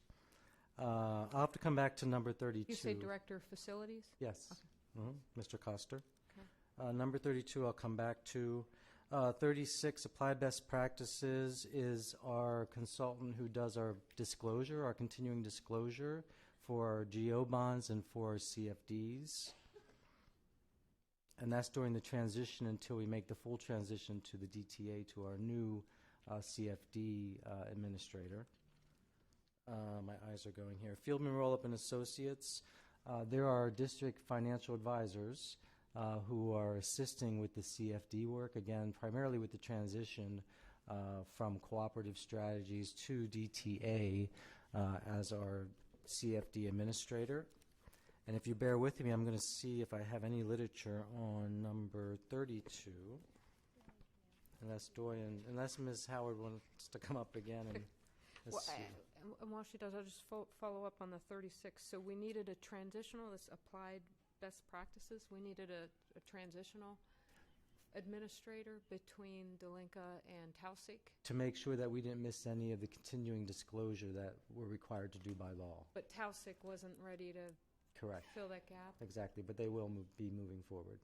Yes. So it looks like the other one in question has to do with room and board for one of our students. If you want to elaborate, Ms. Howard, at all.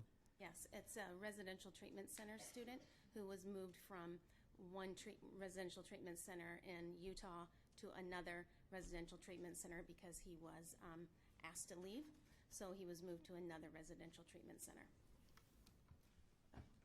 But that's one student, $70,000. Yes, he was actually moved to one in another state after looking at 20 different centers. So, and they're residents of our district.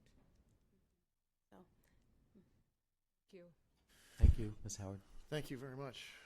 We'll move to approve. Motion to approve by Ms. Beatty. Second by Mr. Sellers. Any further questions? All in favor? Aye. Opposed? Motion carries unanimously. Thank you. That brings us to item 8.0. 5.4A. I thought I'm sorry. My bad. 5.4A. Which is approval of certificated personnel report number 09-2018. Mr. Jimenez. Yes, this is our monthly certificated personnel report, which reflects new hires, change of status, whether it be resignations, retirements for the upcoming year, as well as this year as well. Leave of absences are included as well. Are there any questions? Ms. Beatty. Yeah, so I just had one under C, change of status. Could you, in March, if you could explain, in March there were one, Ingrid, number 1, and Rod is number 4. Actually, I'm sorry, on our April agenda, Ingrid is number 1, Rod is number 4. They were change of status in March, 1 and 3. In March, Ingrid went from 100% to 75%, and then in April, 75% to 100%, both effective March 12th. And I just wanted to find out, do you want to see the March sheet? Because I have that with me.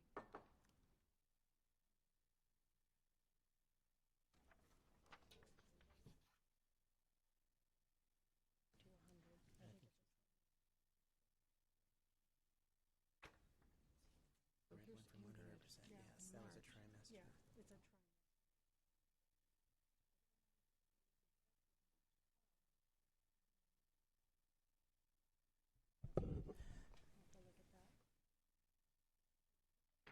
And then the other one was the Rod one too.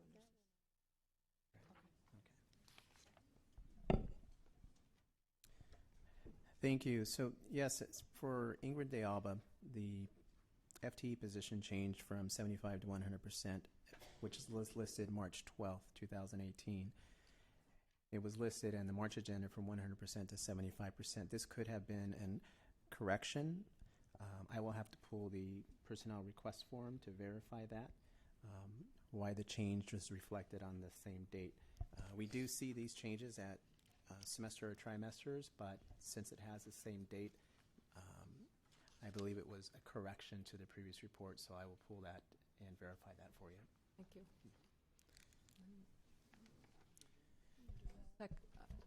Dr. Robinson, did you say the second one you knew? So Rod has been a sitting assistant principal, and what we had to do was we had to update his credentials. So during that time, that small period of time, he was a counselor for a while, so he served in the counselor position, and now he has updated his credentials, so he's back to his original position that he's been sitting at. He was able to serve in that capacity since he also holds the appropriate counseling credential.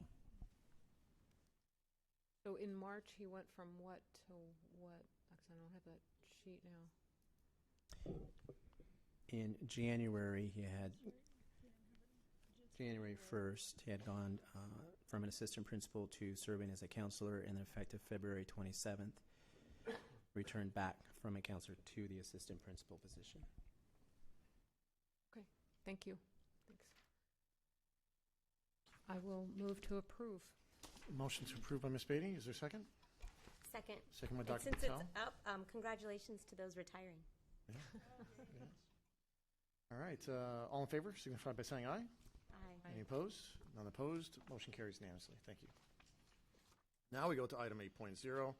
Per the agenda sequence, items 8.0 and 10.0 will be heard prior to item 6. 8.1, public hearing and action. Public hearing and approval of initial proposal from the Board of Education of Poway Federation of Teachers for 2018-2019, second reading. Mr. Jimenez.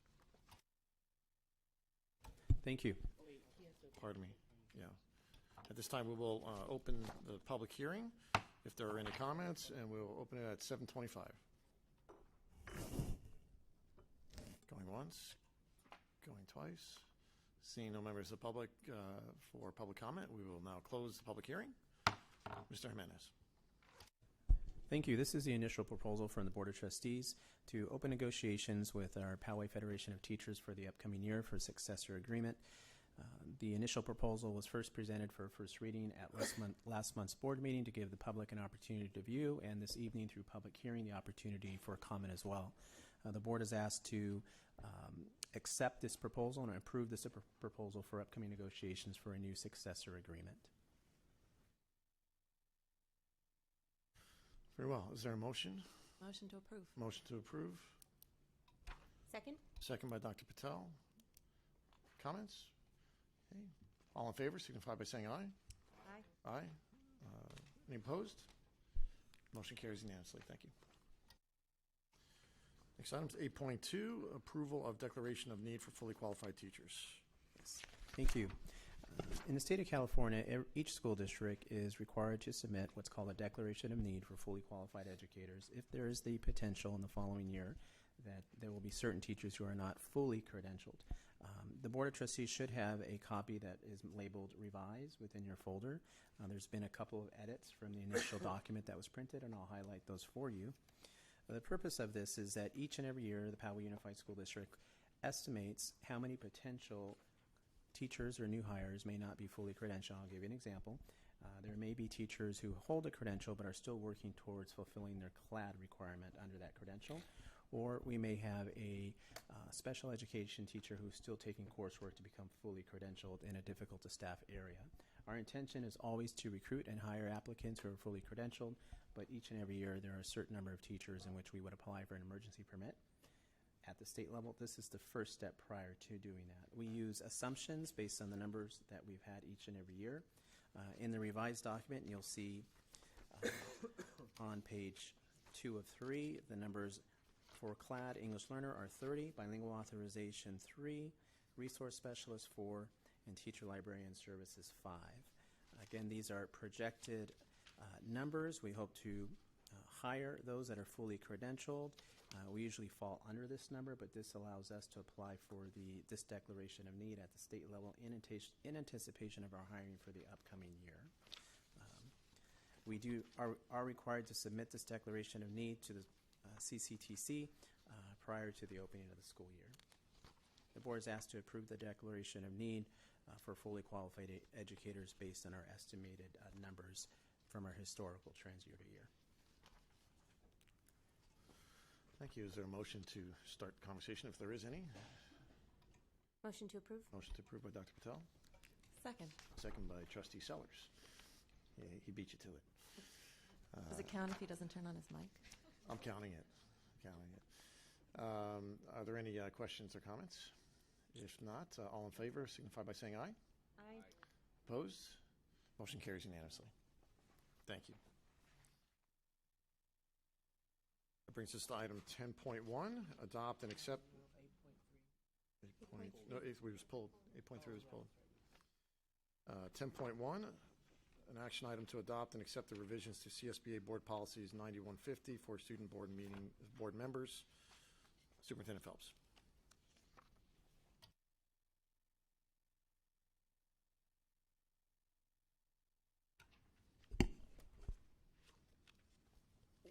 Staff asks that the board adopt and accept the revisions made to CSBA Board Bylaws 9150 for student board members. We added the changes that were recommended by CSBA that were required updates to the bylaw per Ed Code 35012. We tried to meld together the current and existing bylaw that the district had, in addition to adding in the required CSBA recommendations. So we're asking that we've included in the board attachments the current PUSD board policy, and attached behind that are recommended changes, and request that the board approve such document. Thank you very much. Is there a motion to open the conversation? Yeah, motion to approve with one amendment. Okay. Under selection and term on number 1, I would like to add the current student board member to the committee, the selection committee. So perhaps to read a committee comprised of district staff, the current student board member, and 2 members of the board. The motion to approve with that amendment. Second. Okay, there's been a motion and a second to adopt it with that amendment. Now conversation. Comments? I'd like to add an amendment to a proposal Mr. Sellers and I had put forward to the board president. I'm not sure how we do that at this juncture. Yeah, just introduce your idea, and then we'll. Okay. The idea is to create, and this is And based. actually, just procedurally, I think your whatever amendment you might come up with now would have to be friendly to the makers of the initial motion in the second. So Okay. There are no friendly amendments. No friendly amendments. you can redo. You can redo. All right, go ahead. You have to State make a your idea. motion to amend. Yeah, make a motion to amend. Okay. A motion to amend the amendment, is that what we're doing? The motion to, the amended Amend the motion. motion. The motion to amend. Motion to amend, the motion to amend. No, I got it. It was, yeah. So. What's your idea? So, yes, so this was based on our observation from another district that does student board member rotations. We thought this was a fantastic idea, especially considering we had, a wealth of well-qualified applicants last time. I had asked at our meeting a few days ago how many applicants we had received this time, because the idea was that we would rotate the student board member every month, and we have 11 meetings, plus some specials that we could, use to potentially fill the gap if that worked out schedule-wise. How many applicants have put forward an application? Has the deadline passed already, Ms. Peck? So the deadline hasn't happened yet, so we Okay. don't have all of our applications in currently. How many do we have so far? 1. What's the deadline? But typically they all come in at the last minute. Oh, they do? Mhm. Oh, okay. That's good to know, because I think last year, wasn't it like 11 or something, or 13 or something like that? I don't recall. So the proposal for amendment is second paragraph, first sentence would be stricken and replaced with, a pool of student board members shall be chosen who will rotate each month as the student board member during the school year. I also have some other So your amendments that are, recommendation is unrelated as well. when you say rotate, your recommendation essentially rotate monthly. Correct. A pool of student board members shall be chosen who will rotate each month as a student board member during the school year.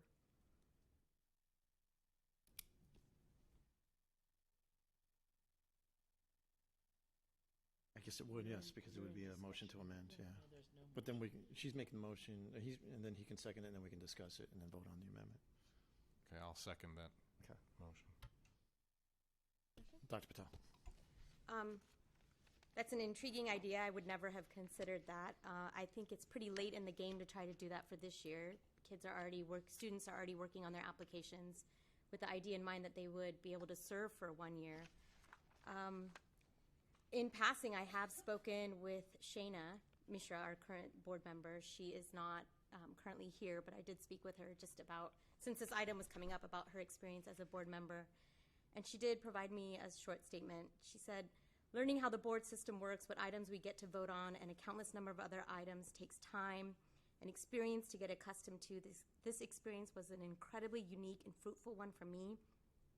And I guarantee that a student will not be able to reap the benefits without being a student board member for the entire year. So she seemed pretty strongly in favor of keeping it for an entire year. She seemed to think that's where the greatest value was. Additionally, I had talked to Ella and Smith, who was a student board member last year. She said serving for a year on the Poway USD board inspired me to pursue advocacy and helped me develop a fluency in education policy. Now I could see myself running for a school board or working for a school district someday. If I had ever served for a month or just a few meetings, I would discount policy as boring and untenable and steer away from it. So I think allowing students to participate for a whole year is an invaluable experience. How they build relationships with the other members of the board, understanding the budget life cycle, being able to participate actively in a discussion would take time. Heck, it takes an adult board member time to get confidence, and I would imagine it would do so for a student.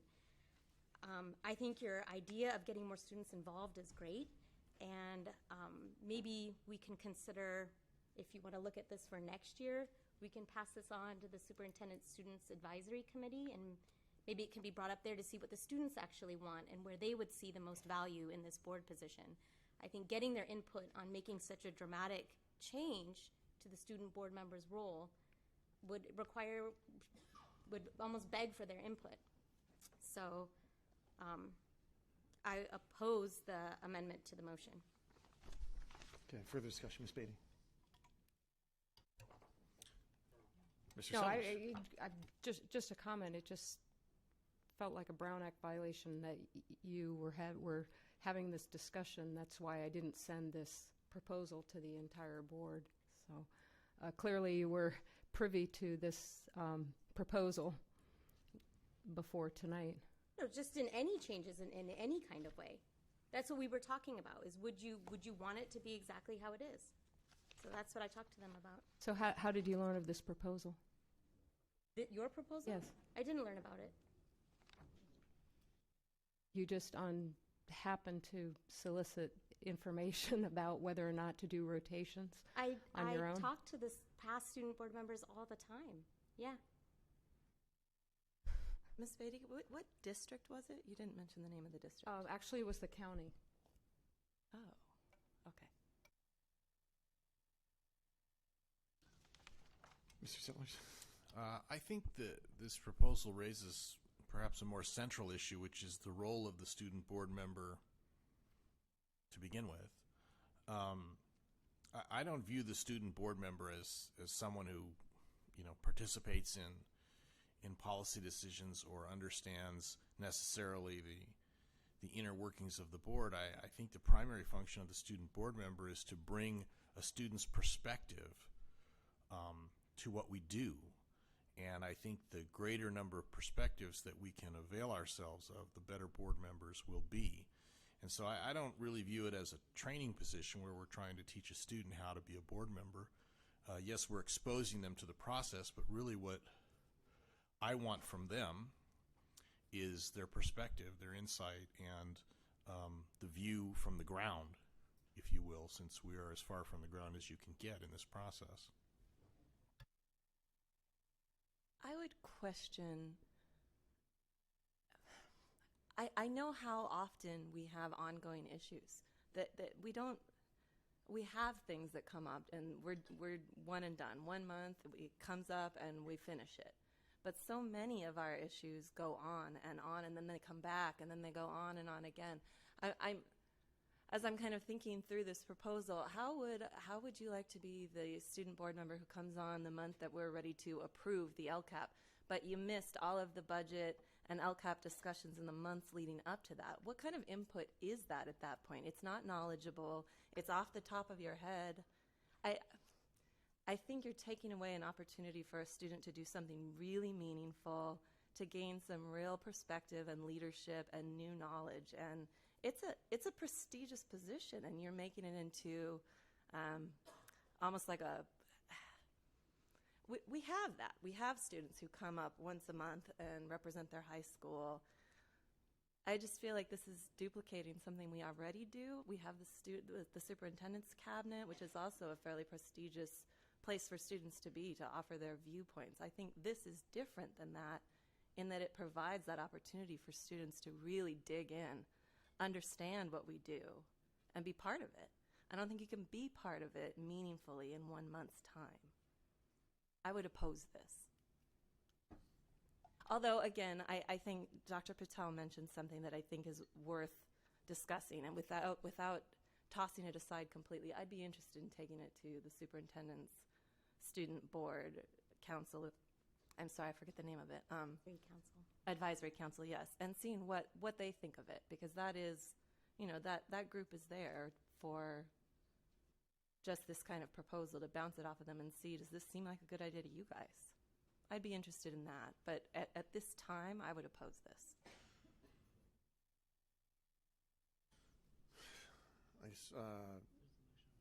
Yeah, there's a motion and a second on the table regarding the amendment, but I should share my thought as well. I'm not generally supportive of it.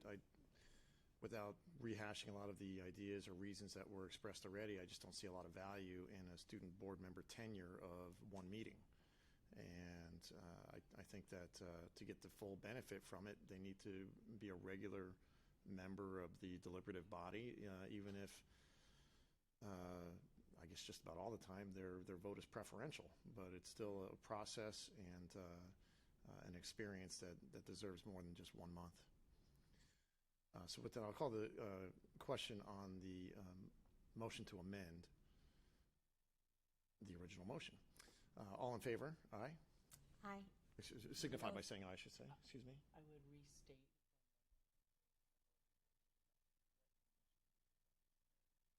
Okay. The original motion was to adopt the policy as presented, with the exception of adding to selection and term, number 1 here, have it read a committee comprised of district staff, the current student board member, and two members of the board, et cetera, et cetera. The motion to amend, and that was made by Ms. O'Connor-Ratcliffe, seconded by Dr. Patel.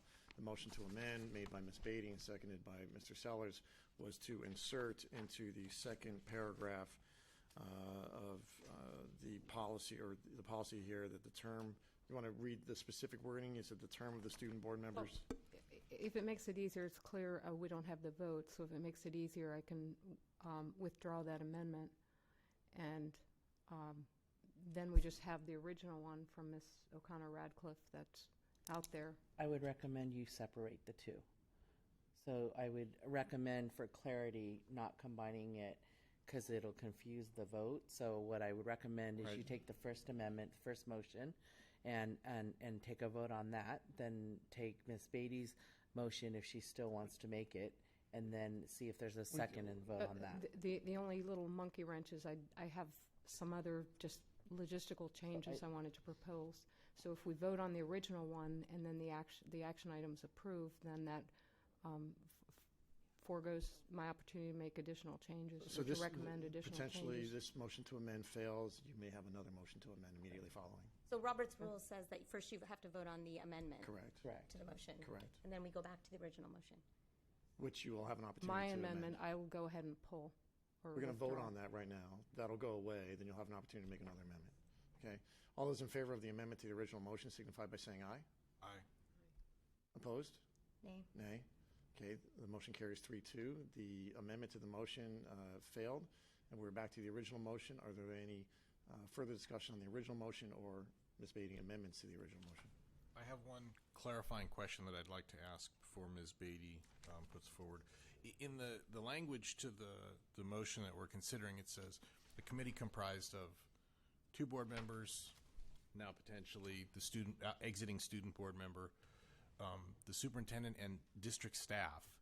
And I wonder how big that group's going to be and who actually gets to vote on who the student board member is. Is there a majority? Is it a consensus? Are we going to have half a dozen staff members there who are basically picking the student board member, and there are only 2 board members? That's my question. Is it's a little vague.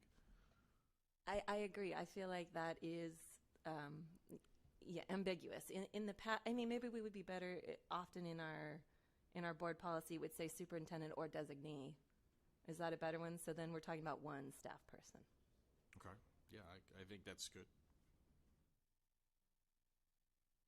In the past, that's been in the a little bit more distant past than last year. I can't speak to last year's, but in the past it had been 1 staff member, 2 board members, and the student board member. So would that language clean it up, the superintendent or designee? Yes, I think it would. Actually, last year, all board members. Yeah. All board members attended, right? Michelle couldn't make it last year. But that was just a last-minute cancellation because you were sick, right? So otherwise, it would have been all board members? I knew in advance I wouldn't be able to make the date that you chose to do that. So, But the point is, so there were like 4 of us. Do we want to limit it to 2 when we opened it up last year? Yeah, last year, I think, if to best my recollection, it was opened up to whoever could make it. We ended up with 4. But I do think that there's value to actually specifying a number for clarity purposes moving forward. Mr. Sellers, your recommendation is that was there specifics to it that we're going to include as an amendment to the language provided by Mr. Connor Ratcliffe? Yeah, I'm comfortable with 2 board members. I think that's fine. The exiting student board member. I'm referring to the what you expressed as far as superintendent and or designee. And or designee. I'm fine with that. Is yes. that Superintendent or designee. Superintendent or designee. Or, right? Not and or. Or designee. Or. Yeah. It leaves us with 4 people, which could potentially be an issue, but I'm hoping that a group of that small size can come to a consensus rather than actually having to vote on it. Okay, just a moment.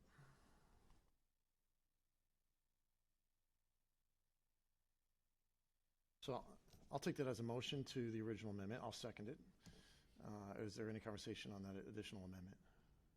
If not, let's vote on that specific language addition to the original motion, which is the original motion, again, is only amending the verbiage to include the current student board member. The motion to the original amendment is to change district staff to the superintendent or designee. District staff, that was the new language that was part of the first district. Committee comprised That's of. the original New motion, language correct. is district staff. So right now, we're just voting on Mr. Sellers' recommendation to change district staff to the superintendent or designee. Okay. Okay. All in favor? Aye. Aye. Okay. The amendment to the original motion carries unanimously. We're back to now. The motion is to adopt the policy as presented, with the amendment being under selection in term number 1, it shall read a committee comprised of the superintendent or designee, the current student board member, and 2 members of the board, etc. Okay, so for my second and last amendment, first of all, I wanted to thank staff for putting this together. I went back and looked at the CSBA, or their original policy, and it's not particularly well written. So I think you did a very nice job of not only coalescing that, but blending it with the current policy language that we have, and really, maintaining the important parts. I just wanted to make one change, and it's more for clarity's sake, and this is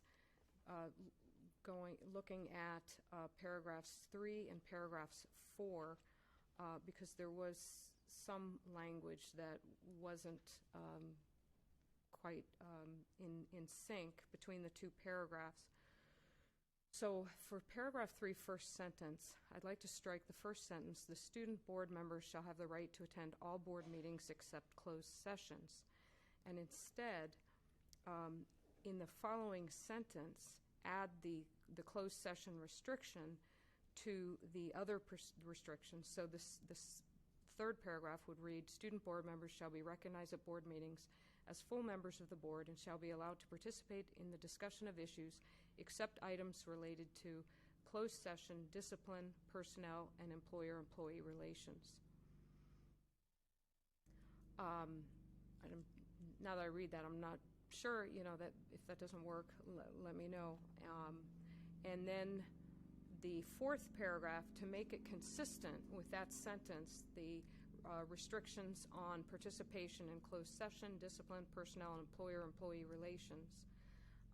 Then the first sentence of the fourth paragraph, which reads, the student board members shall be allowed to cast a preferential vote on all matters except those subject to closed session discussion.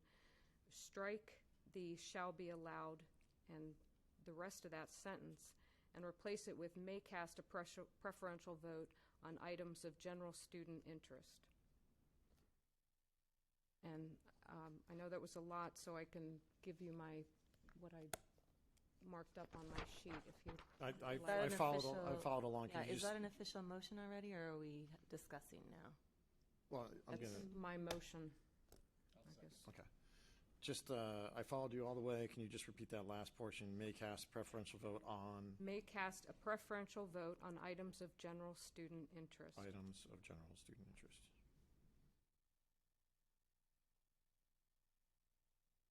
Okay. And that was put in the form of a motion to amend by Ms. Beatty and seconded by Mr. Sellers. Are there any comments on the suggested changes, which were to amend paragraph 3 to read, or begin with, student board members shall be recognized at board meetings as full members of the board and shall be allowed to participate in the discussion of issues except items related to closed session, discipline, personnel, and employer-employee relations. And the fourth paragraph to read, the student board member may cast a preferential vote on items of general student interest. I think items of general student interest is probably too general for my taste. I prefer the more specific language of except those subject to closed session discussion, and if we're going to change the paragraph before, I'd like to use the exact same. They're allowed to participate in discussion of issues except those subject to closed session discussion. All of those things enumerated in paragraph 3 are subject to closed session discussion and would fall within that. I would prefer to be, if we're going to make these little changes, I would prefer that we be consistent in the language. And I'm not comfortable with items of general student interest. I know that's from our current policy, but I think that is very vague. And I think that language there, except those subject to closed session discussion, is much more specific. We know exactly what we mean by that. It's easy to see what's okay and what's not.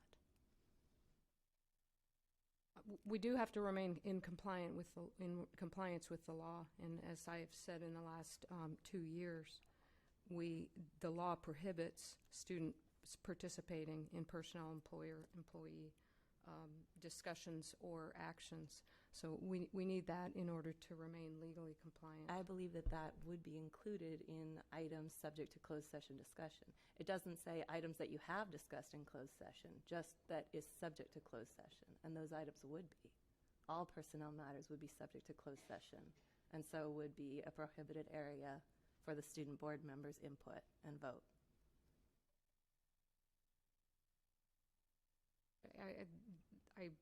I think we don't want to be on that line with regard to our legal compliance.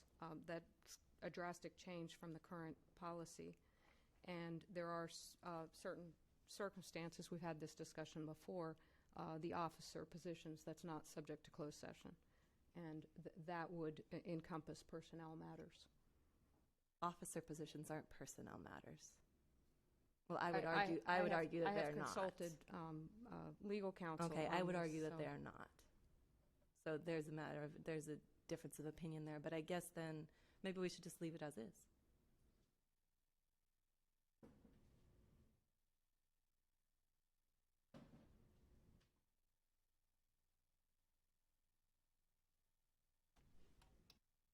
What is the exact problem that you're trying to fix here? I'm Just to create some clarity in the diction. okay. So do you prefer us keeping expanded discipline personnel and employee relations? We can use that in both paragraphs then, instead of keeping it subject to closed session discussion? No, my purpose is to eliminate redundancies and create clarity. Okay. I guess I'm trying to make the point that I feel like the redundancy is being created by mentioning everything over again instead of just letting all closed session items be encompassed in that one phrase. But I'm fine with leaving it how it is also.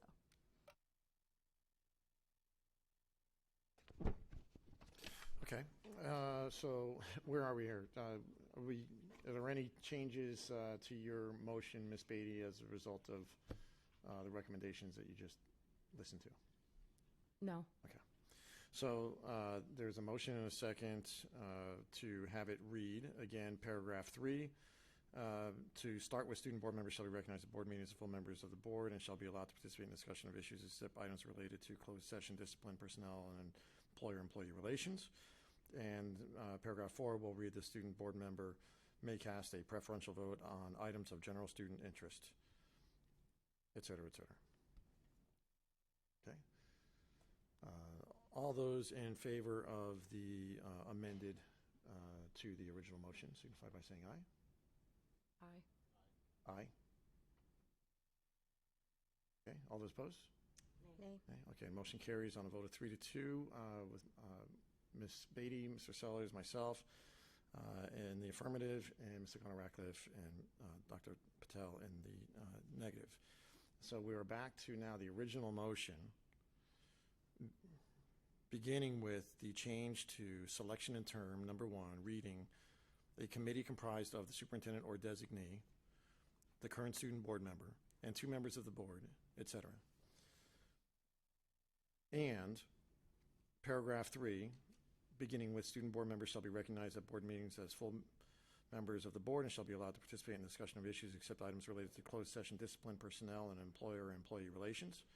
And paragraph 4, reading the student board member may cast preferential vote on items of general student interest. Okay. Any further comments, amendments, additions to the motion? I'm going to support this, but when we disagree about what items of general student interest are, I'm going to be over here giggling. So, okay. I'll join you. Okay.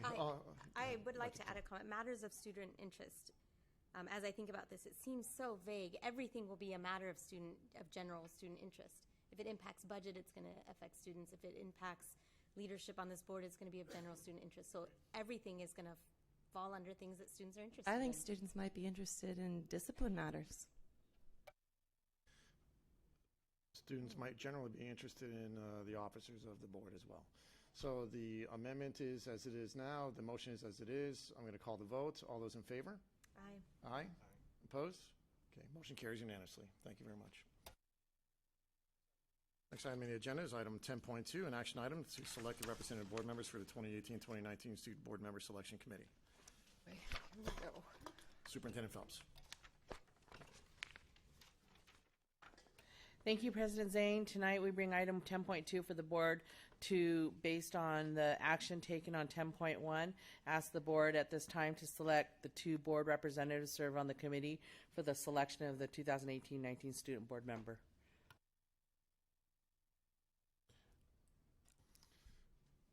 Okay. I have a suggestion. Yes. To try and move this along, that we pick one person from each camp, quote unquote. I think everybody knows what I mean when I say that. So I would suggest Kimberly be one of the 2 people, and someone else suggest someone else to be the second person. I nominate myself and Dr. Patel.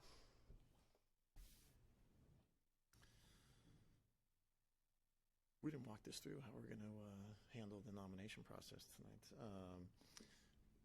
We can do post-it notes and tally them up, write names on it, and everybody takes it, and then I read it off, put your name at the top, and then I read them off. It's a public board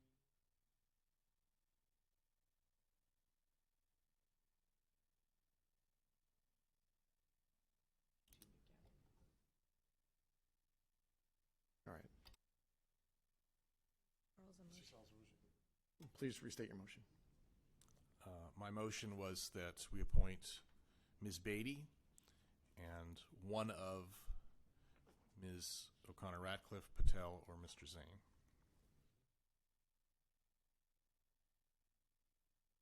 All right, then I will motion that we approve Ms. O'Connor Ratcliffe and Ms. Beatty. Okay, is there a second to the motion? I will second.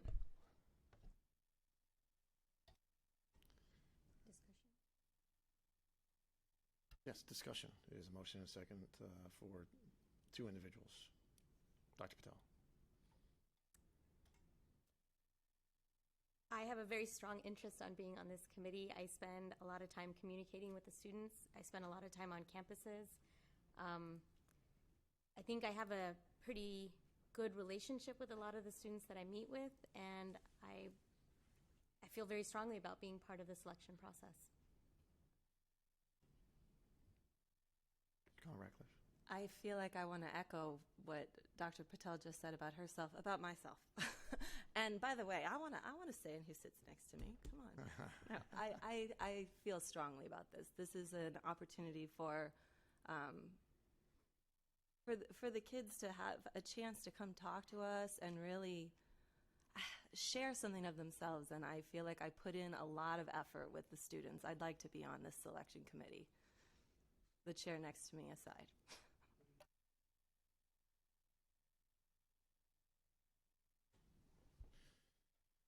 So I think procedurally, go ahead, Ms. Beatty. Just a question. So Ms. O'Connor Ratcliffe, is this would be your fourth year on the committee, fourth year in a row? Would you be willing to give up your seat for Ms. I was Patel? not on the committee last year. Okay, I stand corrected. The 3 years prior, correct? 2. Would you be willing to give up your No. seat for Ms. Patel?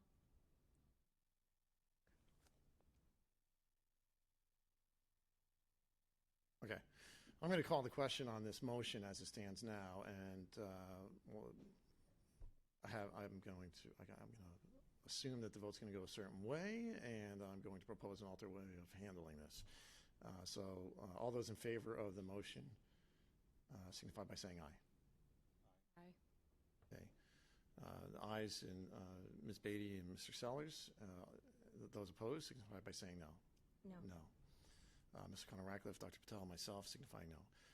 I'd like to make a motion that we handle it in such a way that I'm going to pass down, everybody's going to get a Post-it note. They're going to put their name at the top of the Post-it note, and they're going to put two names on the Post-it note beneath their name.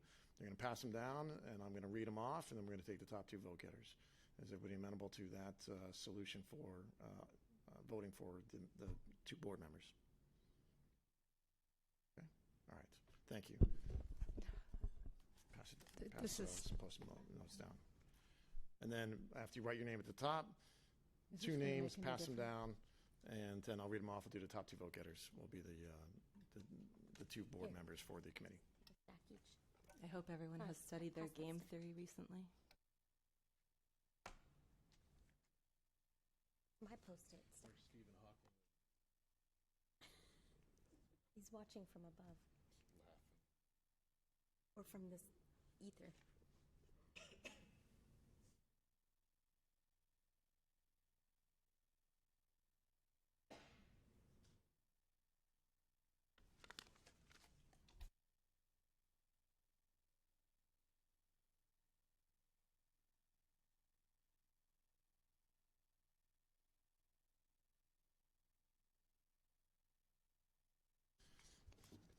All right.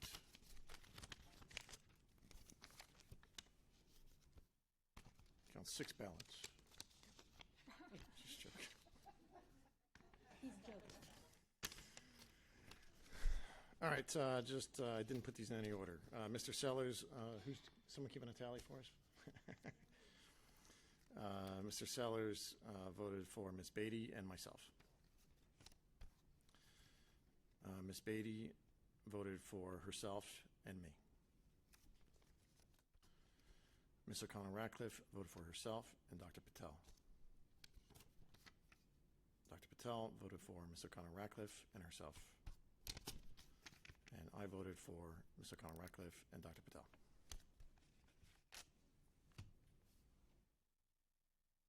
Okay. The final tally is Ms. Beatty has 2, Mr. Zane has 2, Ms. O'Connor-Ratcliffe has 3, and Ms. Patel has 3. Therefore, the top 2 is Michelle O'Connor-Ratcliffe and Ms. Patel. Great, thank you very much. Yeah, I'll make a motion to accept the tally as submitted. I'll make the motion. Is there a second? Second. Okay, there's a motion to accept the tally as submitted and seconded by Dr. Patel. I made the motion, seconded by Dr. Patel. All those in favor? Aye. Okay, all those opposed? Okay, motion carries unanimously. Thank you. That brings us to agenda item 6.1, action item to approval of the resolution number 47-2108 entitled Authorization to Increase School Meal Prices. Thank you, President Zane. Agenda item 6.1 seeks the board's approval for a modest price increase to school meals effective next school year, 2018-19. As you know, our food and nutrition program is projected to deficit spend this current school year by nearly $500,000. Staff recommends increasing school breakfasts, lunches, and special meals by 25 cents per meal next year. This increase, however, will have no impact on our free and reduced price meals. We have provided some comparative data for your consideration with districts of similar FRLP percentages that indicate that our meal prices would remain competitive even with this modest increase. The increase will generate approximately $220,000 of additional revenues to support our program. This, along with some other minor operational adjustments, will ensure a self-sufficient program moving forward. Thank you, Associate Superintendent Little. Are there any questions by trustees? Okay. Hearing none, is there a motion to approve? Motion to approve. Is there a second? Second. There's a motion to approve by Dr. Patel and a second by Ms. Beatty. All those in favor? Aye. Opposed? Motion carries on 4-0. Ms. O'Connor-Ratcliffe is out of the room. Thank you. Next item is 6.2, an information item, 2018 Summer Facilities Projects. Associate Superintendent Little.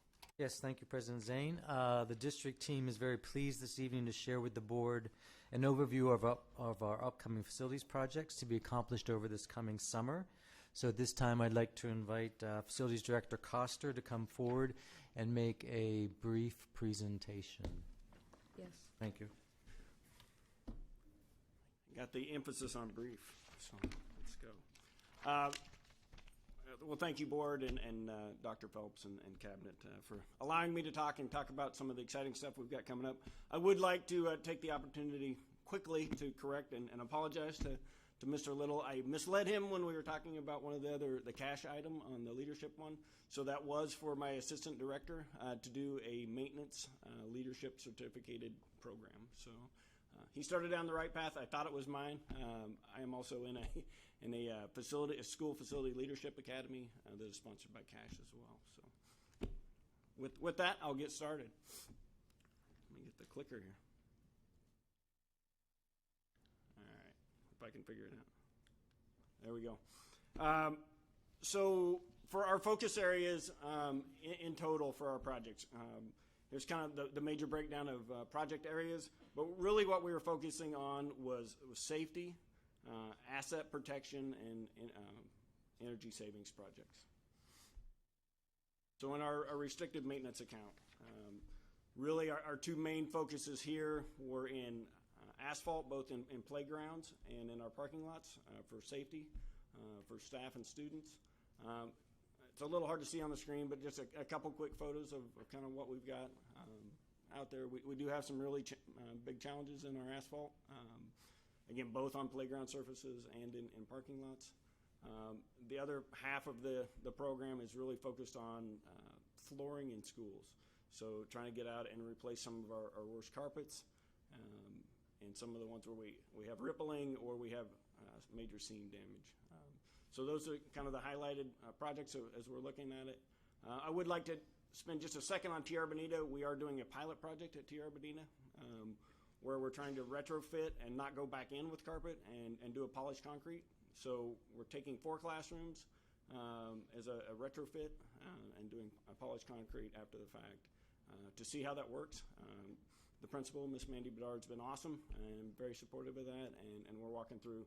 And again, so there's a lot of maintenance advantages to us on the back end, and we've done that in several of our new construction projects recently. So we're trying the retrofit approach as we go forward.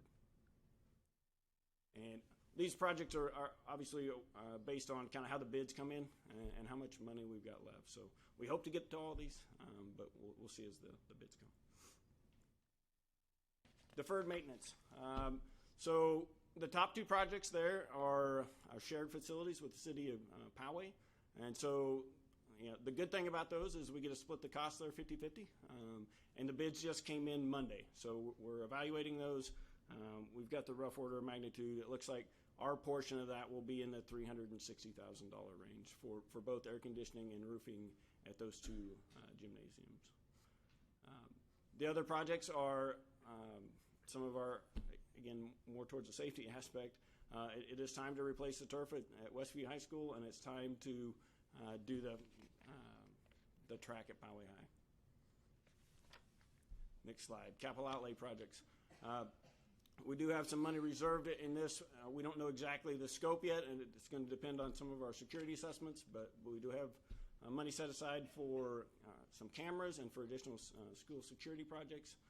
Our other major project in this one is a large roofing project at Mount Carmel, and also replacing a bunch of our very worn rubberized playground surfaces at several of our elementary schools. Just a quick look at some of our capital projects that are going on. You're all aware of the ongoing construction at Stone Ranch, scheduled to be able to have classes in that starting next school year, so we're excited about that one. It will be right down to the wire, but we're working that one really hard, and everybody's got a firm focus on the end date on that one. There is a small follow-up project that will be the removal of the portables that are on that site and restoring the rest of the site, so for their grass area and the asphalt playground surfaces there as well. And then as we had on an earlier boarded item, we're looking at opportunities at Oak Valley to increase the classroom space there. On-bill financing was one that came up earlier. These were our LED lighting projects. These are actually ongoing. They are working at night, so we've completed Adobe Bluffs and Valley, and we're chugging through them, and the crew's doing really well. This is a nice upgrade for us. But they will go through the summer to complete. Proposition 39 has been briefed in the past as well. The projects that we presented last time were accepted by the state, and our packages were approved. So now most of these are in various stages of design. As soon as we get the design done, we'll go out for bid, and they will be, in construction, the ones we can throughout the school year that won't impact classes, and the ones that are going to be heavy involved in the classroom and the school sites will be primarily done next summer for construction. Some of the other activities that we have going on in our department is the facility condition assessment is ongoing right now. So we've had several of our initial meetings. That is going to be a great thing for the district as we move through to do an assessment of all of our facilities and get a really solid capital asset planning tool for us. The next 2 are really been combined into one. We issued an RFP this week to go out and do a comprehensive school security assessment. That's probably a misnomer up there. It's much more than just the physical security. It's a comprehensive look at our programs, at our operations on our schools, at our response plans that we have on our schools, as well as the environmental assessment and the physical security and the physical environment around our schools to give us some good comprehensive recommendations moving forward. The facility use program has been a topic of interest, obviously, as we go forward, but that is one that is getting implemented. Our new face of that, Facilitron, will be scheduled to be on our website starting May 1st, and so it will For our next fiscal year, we're taking reservations, starting July 1 on the new program as we move forward. And there's some staff training coming up in the coming weeks on that one as well. Along with our facility assessment program, we got a kind of a companion program for our maintenance management. So we'll have a new work order tracking and maintenance management module that will marry nicely to our facility programs and our capital programs. So we're very excited about that, and that will be coming online this summer as well, in addition to just our in-house landscaping and maintenance, the work we've got going on. So we've got a lot of great stuff going on. We're going to be busy, but it'll be a great summer. It's never slow, so we're looking forward to it. Any questions? Will it be a radical summer? It will be rad. Okay.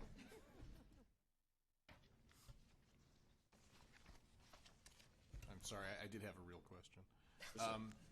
There's this product I'm told it's a door latch or lock of some sort that you put at the top of the door that allows you to flip it and block it if a active shooter or somebody comes on the campus. Right.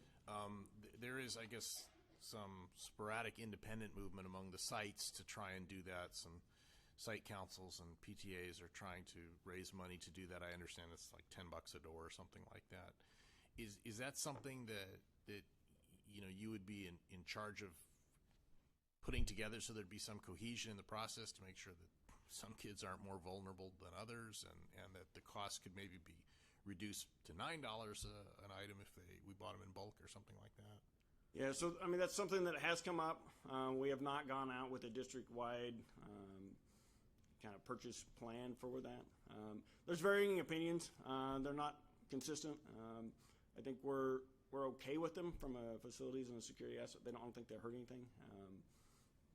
But we have not done a comprehensive look at that. That would be one thing that I would be very interested to talk about with our team of experts that are coming in and giving us our assessment on, hey, is this value added to us or not? They're fairly low cost. Again, we're not opposed to them. But it would be one that I'm personally interested in talking to them. Could you please follow up on that and get back to the board with, if you do have an opinion or any research to share with us? Yes, sir, I will. Thank you very much. Are there any other questions at this time? Yes, I have a question. This is on the financing side. So it looks like if you exclude the $20 million CFD, it's about 15 and a half, I think, about $15.5 million. And for the fiscal impact on the cover sheet, it mentions the various funding sources. I'm just curious how much money we have in our those funding sources now, and how much they'll be depleted. I mean, do we have enough to cover the $15.5 million? And if so, how much is left over? No, so the fiscal impact listed on the bottom of each slide is what we have for this year's funding. Part of that was a rollover from last year. So some of those numbers are a little larger than our normal amounts. But those are what we have in the budget for our deferred maintenance and our recurring maintenance projects. And if I could add, and you're right, once spent, they'll be depleted. Correct.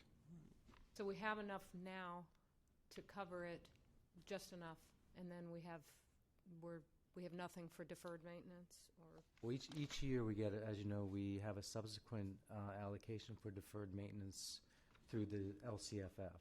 So next year we'll get another, $1.5 million allocation for deferred maintenance. So that's ongoing. So every year we have that to work with.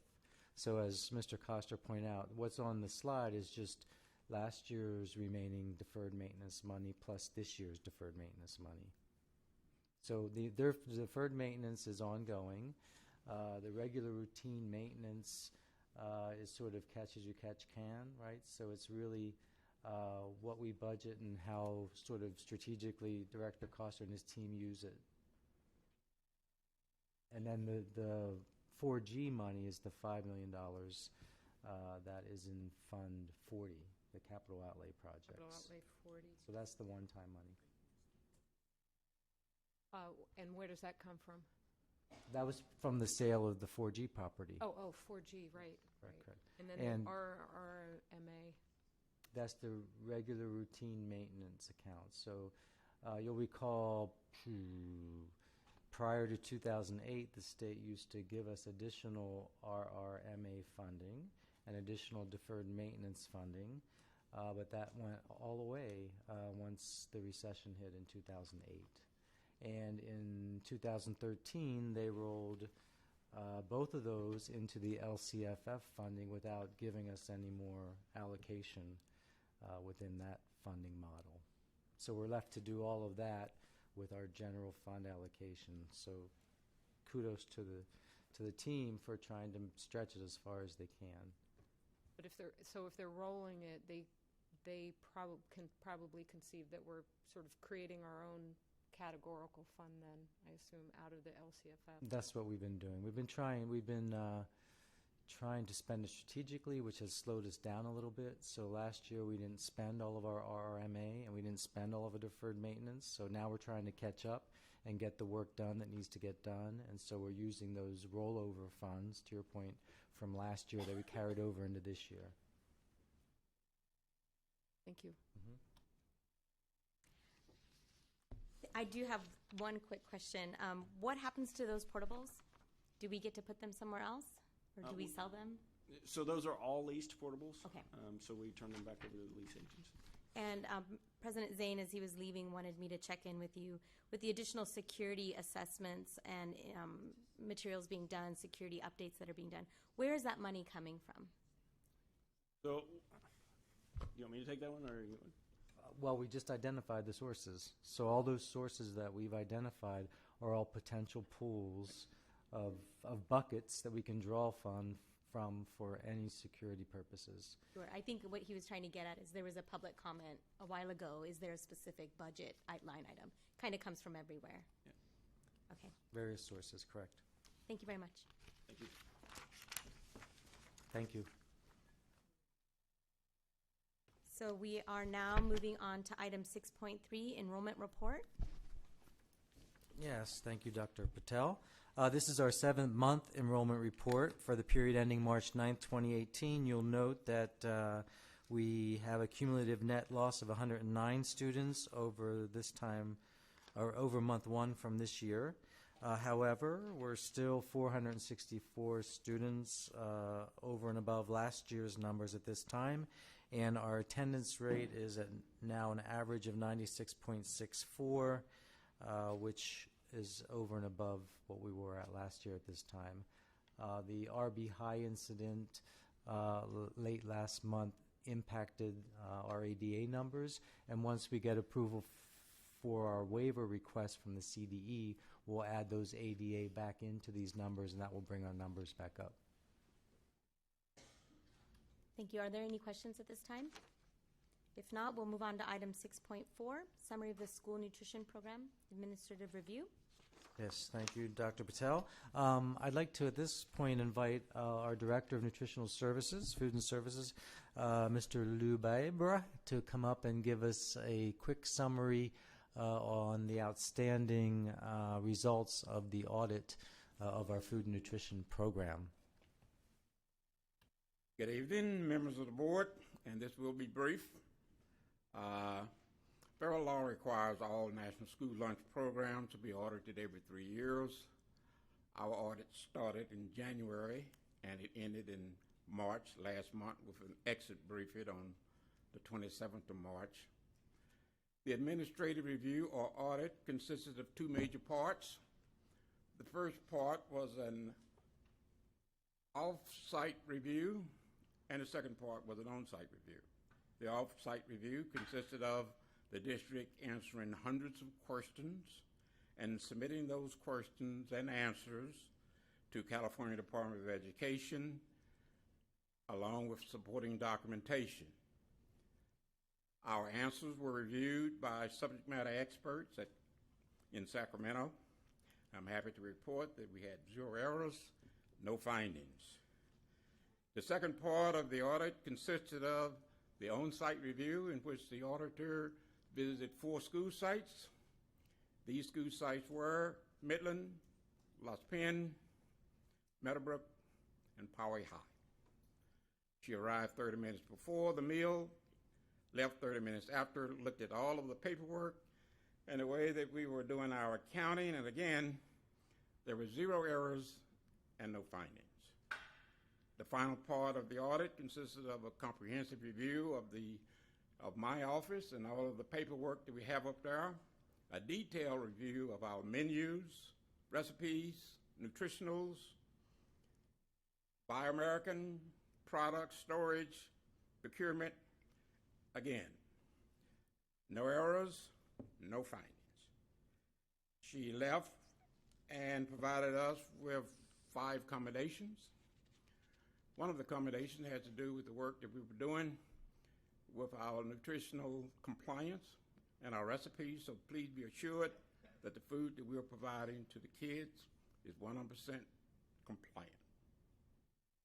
And she also commended us for some innovation that we were doing at our school sites by providing flavor stations in order to compensate for seasoning the food. And she commented several of our employees about the work that they were doing. The end result, no findings, and the happy part about it is that we will not see them again for another 3 years. Any questions? What question? Did she enjoy a meal with the students? Always. We serve the best food in town.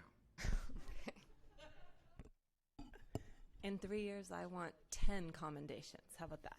10? Yeah, 10 next time. Okay. Go for it. You can do it. We can do that too. Any other questions? All right, thank you. Thank you. If I may, I'd just like to compliment Director Barbara and his team. I've managed quite a few of these programs over the years, and it's rare that there are 0 findings and many commendations. So job well done, sir. Thank you.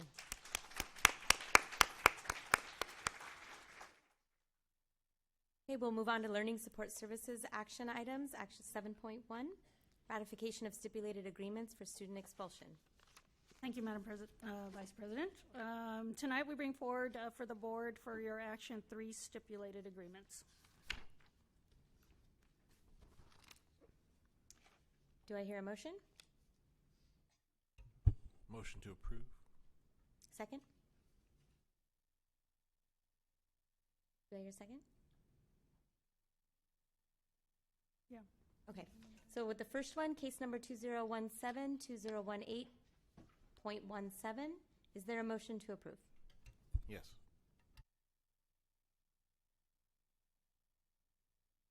I'll second that. All those in favor? Aye. Any opposed? No abstentions, 1 absence. The motion carries 4-0. Case number 2017-2018.18, is there a motion to approve? Motion to approve. Second? Any discussion? All those in favor? I second. Aye. Any opposed? Motion carries 4-0. Case number 2017-2018.22, is there a motion? Motion to approve. I'll second. All those in favor? Aye. Aye. Any opposed? She said aye. Any opposed? Motion carries 4-0. Item 7.2, action, approval of the California School Board Association Board Policies 6000 series. Dr. Mel Robertson? Thank you, Madam Vice President. Last month, we brought as a first reading the 6000 series in instruction, and tonight we bring forward for the board's action the approval of these policies that have been updated.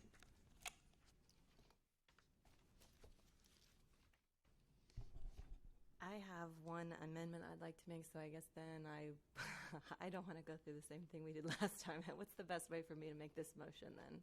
I think the best way would be to make a motion to approve with your suggestion. Okay. Motion to approve with the following amendment to Board Policy 6154A. This is regarding homework. I've talked about this in prior meetings, but I've pulled together some language that kind of brings together current research, and here's what I'd like to add in there. I'd like to strike that first paragraph in the current policy and instead substitute, the governing board recognizes current research showing that the benefits of homework are age-dependent, only correlating with academic benefit in high school. The board further recognizes that for elementary age students, research suggests that, in contrast to homework, reading at home has significant benefits, including promoting a love of school and an interest in learning. The board recognizes the importance of after-school time for developing positive attitudes towards school, participating in extracurricular activities, and fostering healthy personal and family relationships. And then moving on to the second paragraph, just to throw in a brief, with this in mind, comma, the superintendent or designee, and on.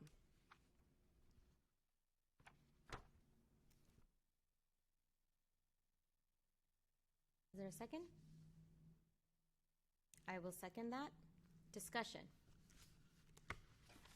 I'd like to share that I've read a lot of the research on this, and the bottom line is that since 1989, there have been over 180 studies showing that there's no evidence of academic benefit at the elementary level for homework, aside from that reading at home with your family members. I think we're not telling teachers what they can and can't do. We're merely recognizing what the research says at this point. And I think that's important.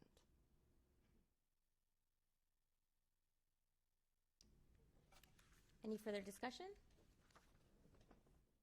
Yeah, I would caution this is quite a drastic change and departure from our current policy, and I think we want to make any changes that could have a great impact on our frontline staff cautiously and deliberately. So I would recommend highly that we postpone this for a more in-depth discussion with our staff, because this is a drastic departure from the current status quo at our school sites, at our elementary school sites. If I may, I would point out that all we're doing is saying that the governing board recognizes X, Y, and Z. We're not directing school sites to make any changes. We're just recognizing research. Right. Our policies are our laws. Our laws govern the running of our school district. When we set policy, we're telling staff to craft administrative procedure to carry out that law that we have now created. So it really does have greater import than I think you're recognizing. No, I recognize the import of what I'm suggesting. I chose that language specifically so that we're not directing them to do anything specific. Rather, it would serve as an encouragement, certainly. I chose that language specifically, though, to avoid a directive. So that it seems like that would be more appropriate for, say, like a mission or vision statement. I think the current language that I'm suggesting that we strike at this point, the governing board recognizes, is the language they choose, they use in that. I disagree with what the current language says that we recognize. I don't support that. I was looking for a substitute where we recognize something else about homework. So I think if we can look at the second paragraph, it says superintendent or designee collaborates with school administrators and teachers to develop and regularly review guidelines for the assignment of homework and the related responsibilities of students, staff, and parents, guardian. So there we do get into the same or the similar language of allowing teachers to have some discussion with administration on how they're going to address homework and assigning homework and the amount of homework. I guess what you're trying to change is the philosophical tendency of the governing board from all kinds of meaningful homework at all levels to it's really only meaningful and impactful the high school level, except for reading, which is more impactful at the elementary school level. Is that what I'm understanding? Absolutely. That was a very nice restatement. Overall philosophy is kind of changing. Yeah, and I think that first paragraph of that of this policy does not encompass what I recognize meaningful homework is. So I was looking for something that would give a better definition of what meaningful homework might be.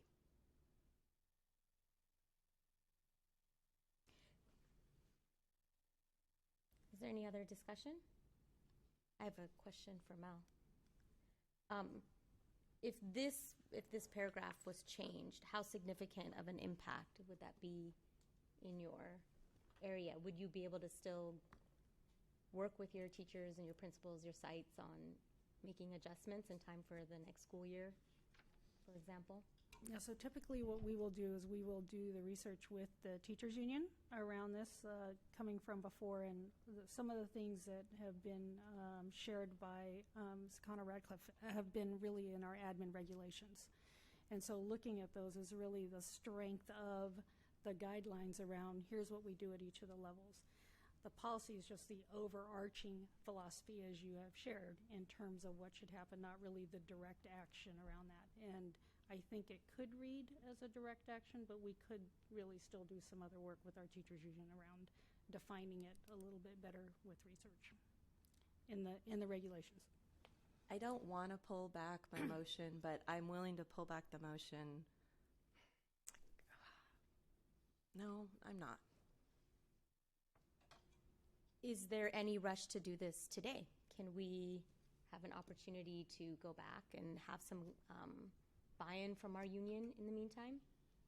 The board needs to, since the motion was made, a second was made, you need to follow through and vote on that action. However, the board, depending on whatever results from the board vote, the board can go ahead and approve the board policies as staff has recommended as is, and then direct staff to go and work with the unions, as well as provide other board members opportunities to review the suggested language, and then it could always be brought forward at a following board meeting for approval and amendment. Okay. On that note, I would like to also bring up that although this wasn't this year, this was last year, I did go to the Teachers Union Rep Council meeting and talk about changing the homework policy and how the teachers felt about it.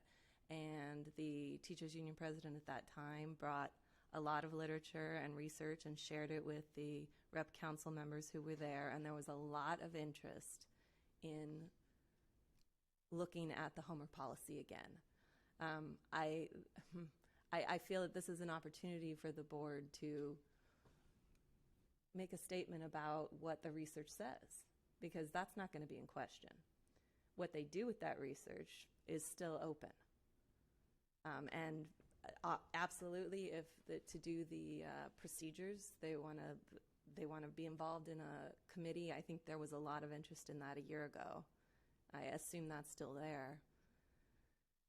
I would be a little disappointed if we don't put something in the policy now.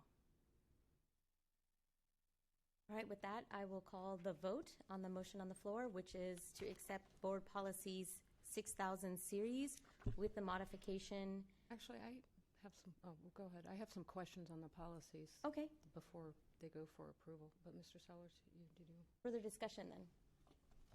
I'll let Mr. Sellers, I'll defer to Mr. Sellers.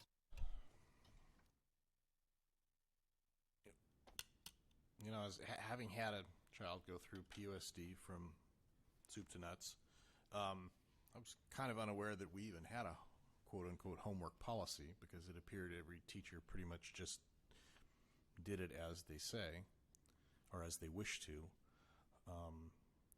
You know, that being said, I agree with Ms. O'Connor Radcliffe. I think our kids are homeworked to death. And I think that,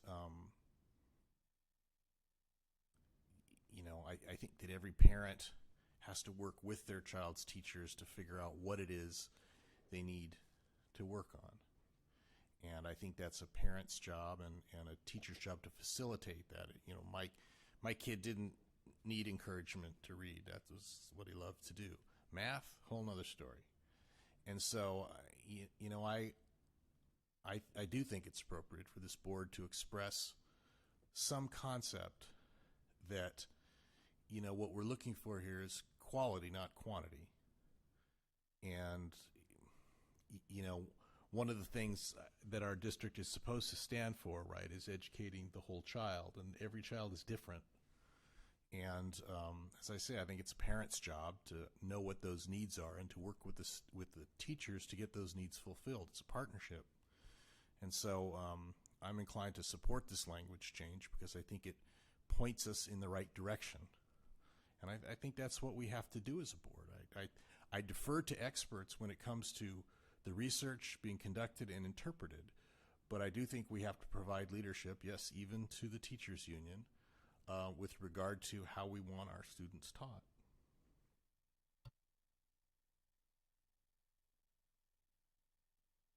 Further discussion on this item or some other item related to these board policies? Yes, so my questions are unrelated to this amendment. So on go this ahead and homework modification, have we had sufficient discussion? Can we move on to your other comments? We okay? Okay, keep going. Okay, I had a few questions on some of the policies as I was reviewing these. And this is the second reading, so gosh, we don't have a page. 6142.6, the visual and performing arts education. B. And it says the board shall adopt academic standards for dance, music, theater, and visual arts, etc. Do we have those? I was just curious because obviously these are model policies that are brand new. Yeah, so as they come up and become updated, we are going to start bringing them to the board for adoption. The standards. The standards. Mhm. Okay. And then 6142.7A, physical education and activity.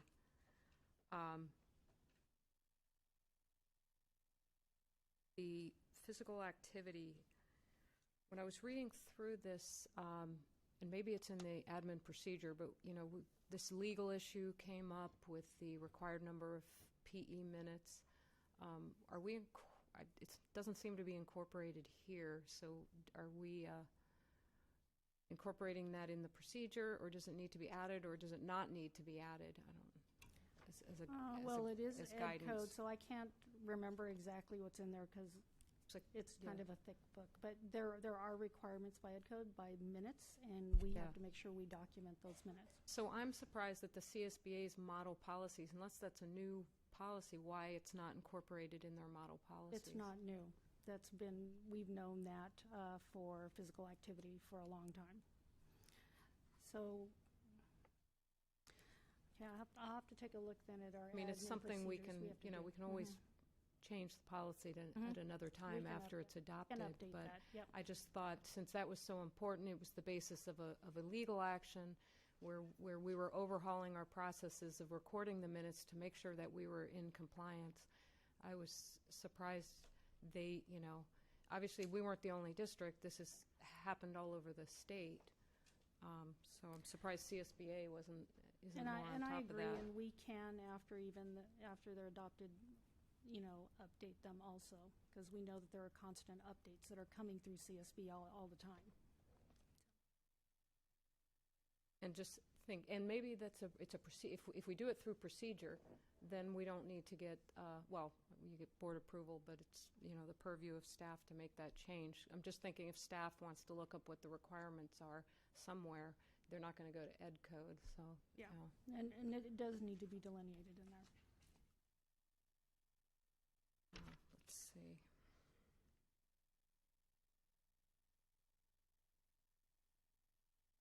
Hold on. Yes, no, it's not. A couple more. 6164.2. Crisis counseling.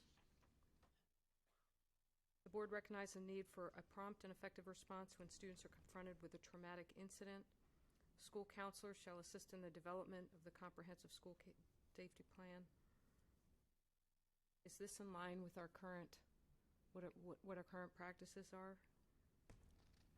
So we do have a crisis counseling team that when we have something traumatic happening at one of our schools, they are all deployed to the school as needed as part of the overall plan in supporting our schools and students.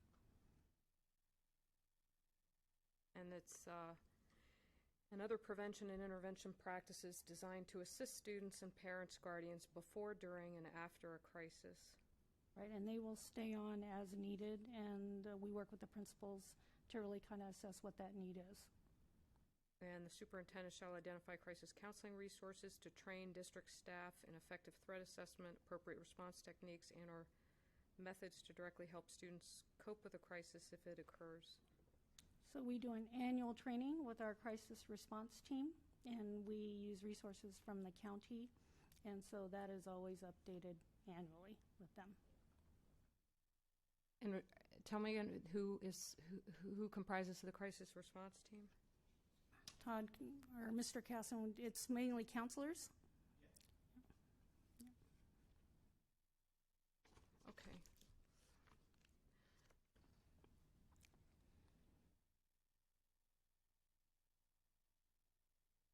And I know CTE has come up recently with some community members interested in advocating for more funding for CTE. So here it says the board shall appoint a CTE. Policy? Yes, Which policy number? 6178D. Sorry, Board 6178B. D is in dog. The board shall appoint a CTE advisory committee to develop recommendations. So is that a goal, or do we have an advisory committee now? We actually do have an advisory committee. I'm trying to, and that's through Kathleen Porter's division. I'm trying, are we not recalling that we bring it forward? Because if we don't, we can start bringing those forward for board appointment, just like we do with CAC and other groups that we have. So we're sort of, after these are adopted, we're reviewing them for where, either if we want to modify the policy or adhere to these new, because some of it is creating committees we don't currently have, and Well, this one maybe we we don't want them. This one we actually have. If it's the board's desire to bring them forward, just so you know who's on the committee and have you approve them, we can do that very easily. Yeah, I don't, it'd be nice to have the information, but I don't particularly need to approve the committee. I wasn't aware if we had that committee or not. Then I'll provide information annually on that, and then you'll know who's on the committee.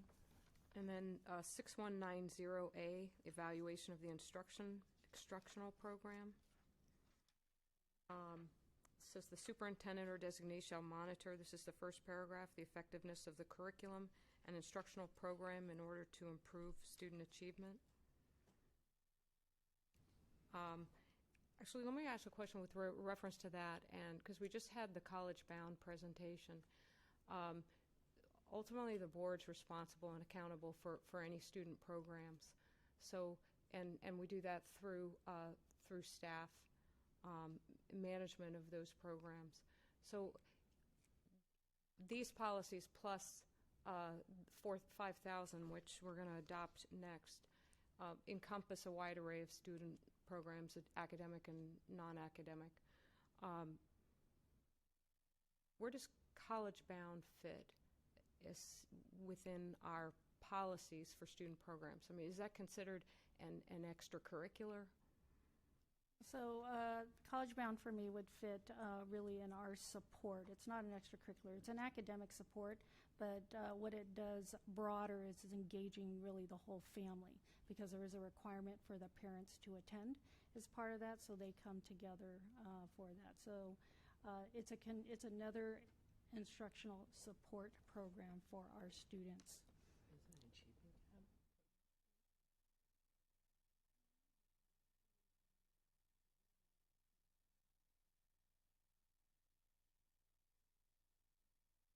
So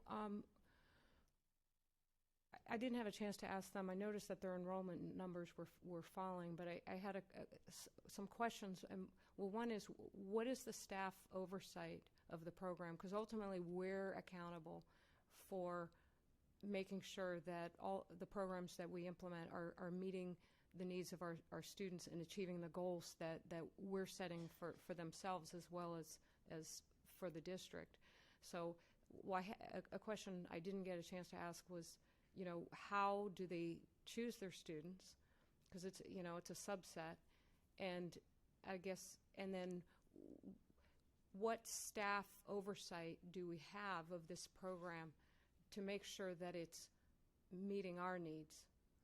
So there are invites to our African American students to become part of College Bound. There are X number of students they can support in the program. What we do annually is we sign an MOU with College Bound.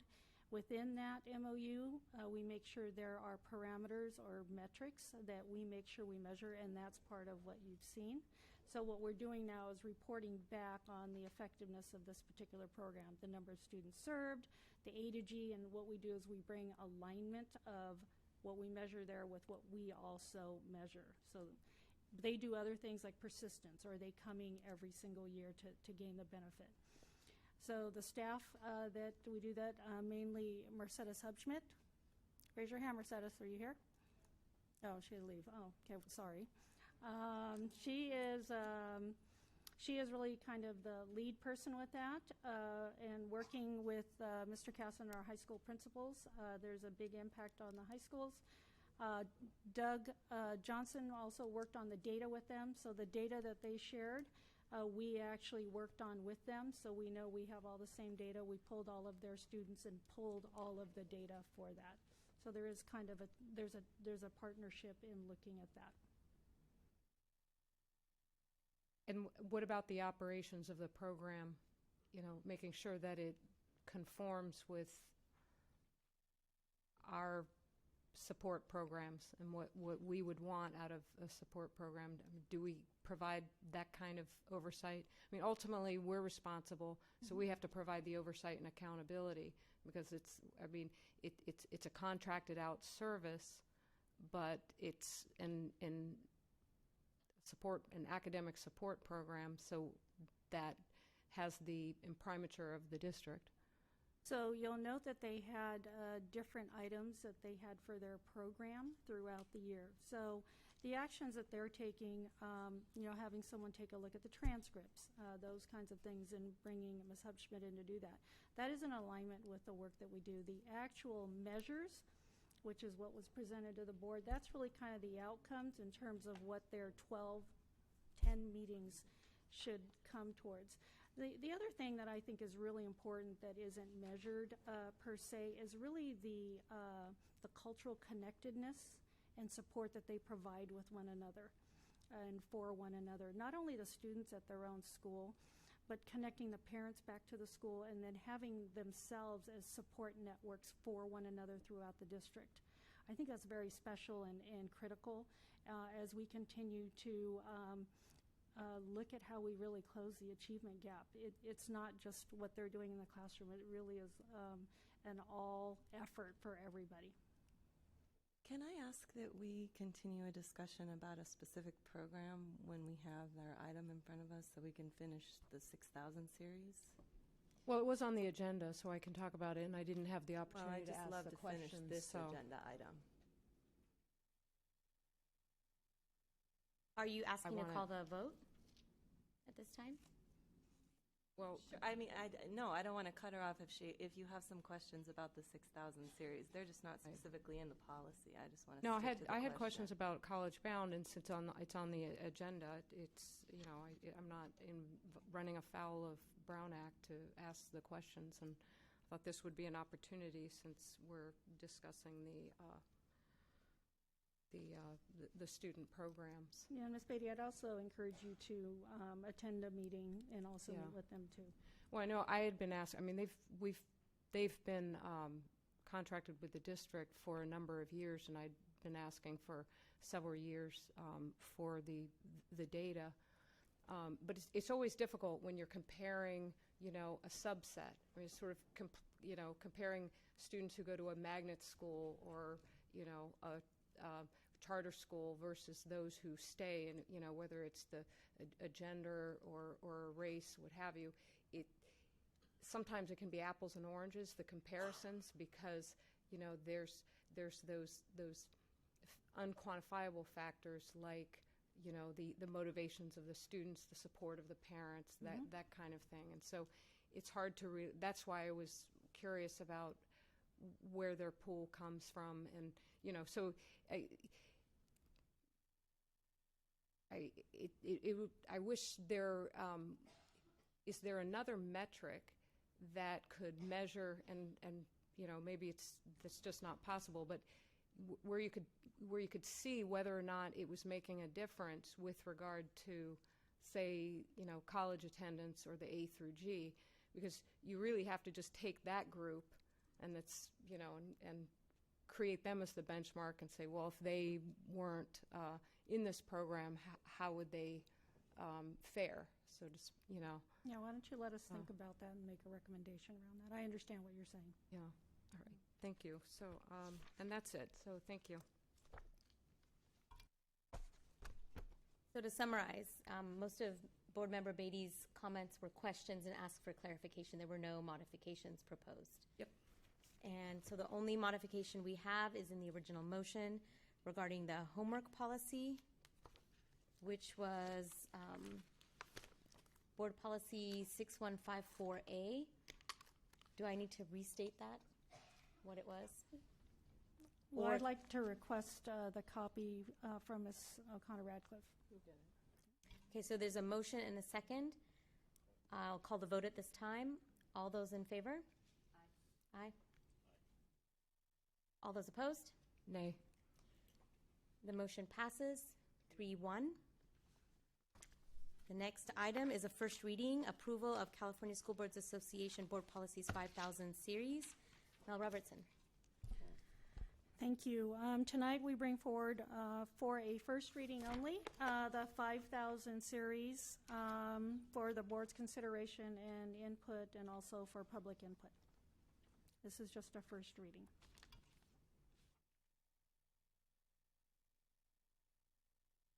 Are there any questions at this time?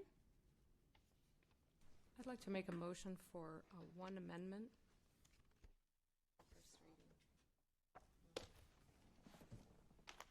I'd like to make a request for one amendment.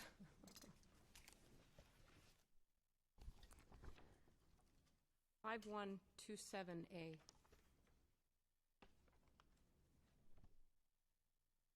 Graduation ceremonies and activities. High school graduation ceremonies shall be held to recognize those students who have earned a diploma by successfully completing the required course of study, satisfying district standards, and passing all required assessments. I would like to modify the policy to allow students who have not completed all of the graduation requirements but will complete it during the summer to be allowed to participate in the high school graduation ceremonies of their high school. This is done at the UCs. My son, who was a biochemistry major at UCLA, needed to take an extra course in the summertime in order to graduate and was allowed to participate in the graduation ceremonies with his peers. Several years ago, we had a student at one of our high schools who was clinically diagnosed with depression, who was deprived of being able to participate in high school graduation ceremonies with his peers with whom he had spent the previous 4 years because of a miscommunication between the counselor and one of his teachers.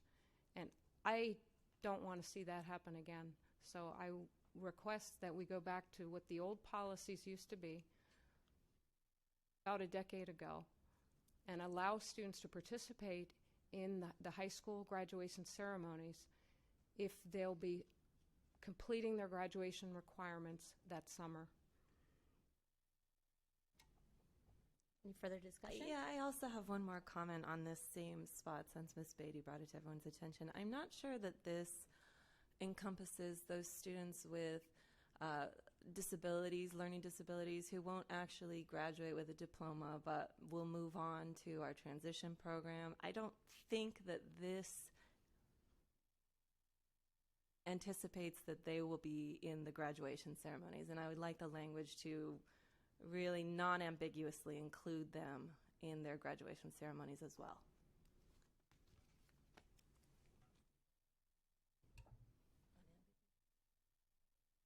Board Member Sellers? I agree conceptually with both comments. It is routine practice, certainly at the collegiate level, for people who either have graduated in the fall or who are going to graduate before the next ceremony comes around to be allowed to participate in it. It's a landmark moment for any student. It doesn't matter what your age or family background is, and it's a chance for your family to celebrate with you. I've said repeatedly here that my my happiest day every year as a board member is graduation day, because I get to go there, and first of all, people don't know me, and they could care less who I am or I'm a board member. They're just so overjoyed with the achievement of their student and their family and the momentous occasion that it's marking. It's just a place of utter happiness. It's better than Disneyland because it's free. And so I really think anything you can do to make that more inclusive is worthwhile. Sounds good to me. Are there any other suggestions before we move on to the next item? All right, technology and innovation. 9.0, there's nothing. And we'll move on to 11.0, reports and comments. If I can ask permission from the board, we have students here in the audience. Unless your board reports are rather short, I would like to ask that if I can move mine to go first so that the students can go home. They've been waiting a long time. I've been wondering what they're doing besides texting a lot. I'm going to forego my board report. You guys go. No, please go ahead. I'm okay with the superintendent going first. Okay. Okay, I'd like to thank everyone for being here and staying so late. I hope everyone had a restful spring break, but it's actually good that we're all back to work and trying to finish off the year strong. We have many recognitions to note to present to the board this evening. Please look at your board packets for the full description in 11.2. I encourage you to read them, but in the interest of time, I'd like to highlight a few. So we have several students heading to the national competitions, including robotics, Odyssey of the Mind, and DECA, DECA. Good luck.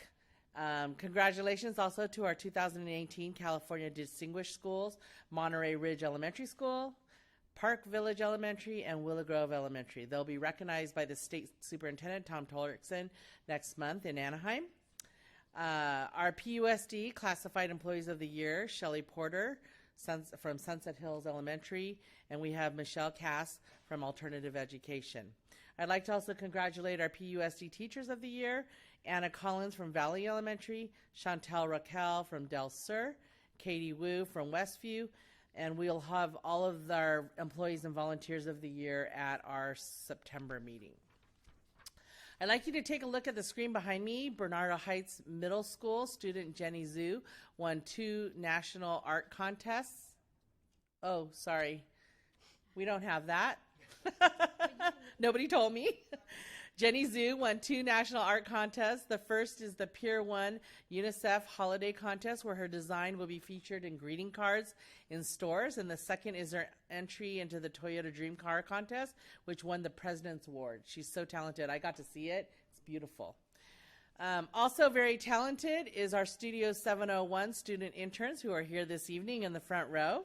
They created this month's Excellence in Education episode featuring the partnership with Mission Federal Credit Union, bringing financial literacy to our elementary schools with their Mission to Save program.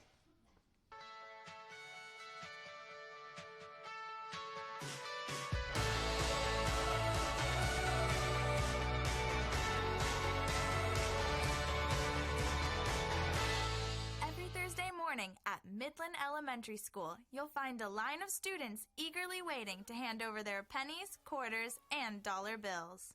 So when we're at the school, we have a purple tablecloth, and we set up a table that's very credit union-like. We see kids come running from the parking lot over with their change in hand to put into their account, and they have such pride. I think it helps build their confidence that what they're doing is a smart decision. Mission Federal Credit Union's Mission to Save program is now in 5 elementary schools in the Poway Unified School District. At Shoal Creek Elementary, the smiling faces of the students show their enthusiasm. Students are encouraged to start a savings account and make a deposit every week. Some classrooms have even made it into a savings competition. They get a small prize as an extra incentive, but the bigger reward is watching their bank accounts grow. Because my mom actually said this, like if you put money in your piggy bank and you forget where it is, I have a lot more money and I can buy stuff. We can certainly be proud of the fact that our students are being set up for success with every coin saved and every transaction made. The Mission to Save program allows the opportunity to make that a reality for our students, and the weekly deposits and transactions helps them to see how real and tangible that could be for their future. Mission to Save started as an effort to bring more financial education to local schools, incorporating both math and practical skills like planning and responsibility that students carry for a lifetime. I think it's important to teach young people about savings because they don't see us saving enough. When I was growing up, I used to go to the bank with my mom or my dad and I'd watch them deposit their check over the counter, and it was part of my life. I understood that that was part of banking as you made your deposits.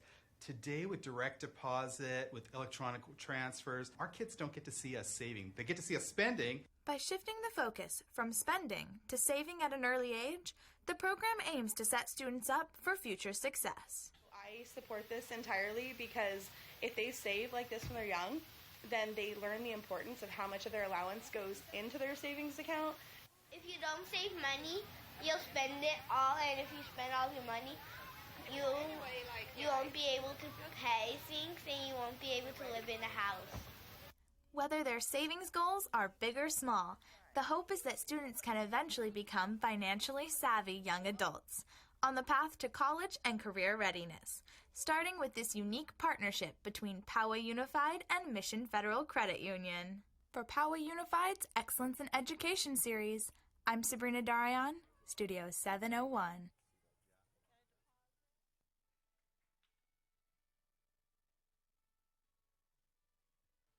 Every time we see these Excellence in Education episodes, I swear it looks like professionals have done it because these students are amazing. So as I said earlier, in the front row, we have our Studio 701 interns, and we wanted the board to see them this evening and also for them to be recognized. So when I call your name, please stand. Noelle Betts, Zach Camarino, Seth Daseo, Sabrina Darian, and Nathan Shaw. And their teacher, Ross Callan, is ill today. But I just want to thank you all because the excellent work that you do to highlight all of our programs and in our district, the Excellence in Education series is just amazing. You guys, I know you're going to be picked up by some big universities, and I know some of you already have, and it's no surprise because the work that you do is tremendously impressive. So we look forward to them every month, and we're so impressed, and we hear that you're currently recruiting for next year's intern, so good luck, and thank you for that. And thank you for staying so late this evening. But we wanted to recognize you because your work, the work that you do is just very impressive. I'm so excited about this Mission to Save program. I really love this program. We talk about the importance of financial literacy, not just for our students, but this extends to our adults too. And so I want to also thank the county office for providing a free financial literacy workshop that many of us attended last month. We hosted it here at the district office, and we had about 100 staff certificated teachers show up for it, and we have one for PERS that is in the works, and so we want to be sure that we're also helping our students, but our adults also be sure that they're financially literate and planning for their future. Tonight we had 103 PUSD teacher retirements presented to the board in the certificated personnel report. Their collective experience in the teaching fields adds up to thousands of years. We congratulate all of you and thank you for the impact that you've made on countless of student lives. We please enjoy your remaining 2 months of teaching. I know that there are some concerns about the loss of our institutional knowledge, but I'm confident that our PSS team, under the leadership of Associate Superintendent Mr. Jimenez, are working really hard to ensure that we recruit some of the best and the brightest that are available. Finally, we're in the midst of state testing, and with students in grades 3 through 8th and 10th grade taking the California Assessment for Student Performance and Progress, we wish our students the very best as they head into testing. The tests provide us an opportunity to measure the skills of all of our students statewide against the same academic math, language, arts, and science standards. Our teachers and principals also use these results to compare a school's performance towards achieving state standards, which we know is just one measure of looking at a child's academic progress. But we want to wish our students luck and hope that you do well. And that concludes my report, and thank you. Thank you. So we'll move back to board member reports. I'm looking at my super long report and trying to shorten it up real quick. I did want to mention that I attended Westview's Legally Blonde. What a great performance. Our students are really amazing, and if you didn't have a chance to see Legally Blonde, which was super fun choreography, live dogs, lots of pink, bend and snap, super fun. If you didn't have a chance to see that, there was Mount Carmel's Cabaret, which is an extremely difficult, wrenching performance. Really juxtaposing those two was crazy. But again, our students did an amazing job with such a difficult show, and I'm so glad that I didn't miss either one of those, and I can't wait for Mary Poppins. I'll be there. Mesa Verde also did Mr. Postorero. What a great idea. I think this is the second year he's done this band orientation at the middle school for incoming sixth graders to kind of get a feel for what it might be like. And having been at this and knowing how my fifth grader felt sitting with those sixth, seventh, and eighth graders, I think he's going to get a huge group of incoming sixth graders in his band. They're going to pick his elective for sixth grade year. So what a great idea that was.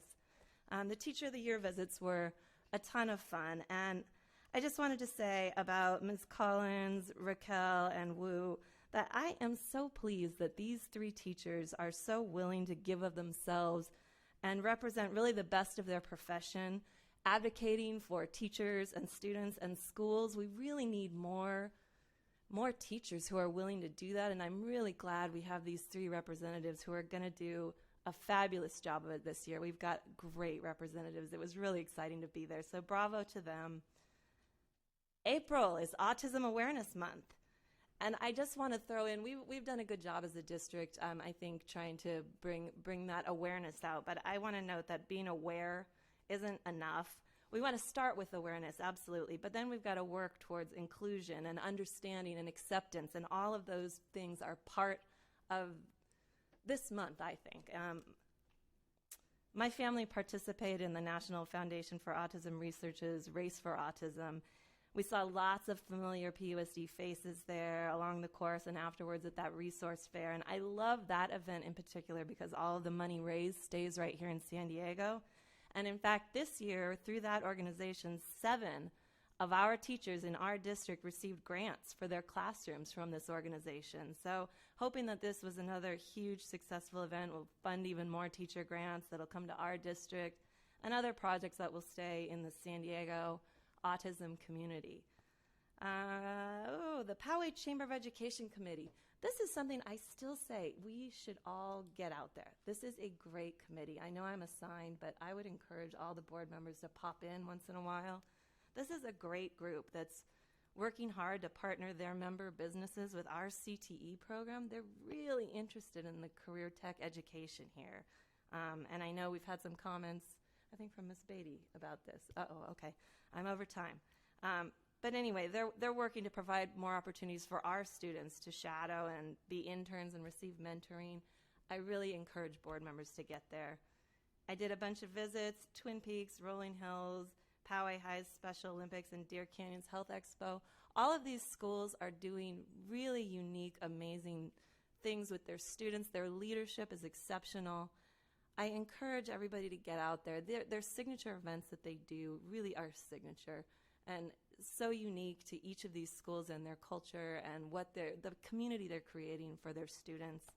Special Olympics at Poway High, my favorite event of the year, I think. Graduations are great too, though, Charles. And I will close it there. Student board member applications due tomorrow. It's a comfy chair, and I'm super friendly. The end. Ms. Beatty? No report. Mr. Sellers? Well, you're getting there. You're at 4 minutes, so that's pretty good. Yeah, it's all about where you were and where you're going. If somebody would cut my mic, I'd hurry up. Well, we can't do that.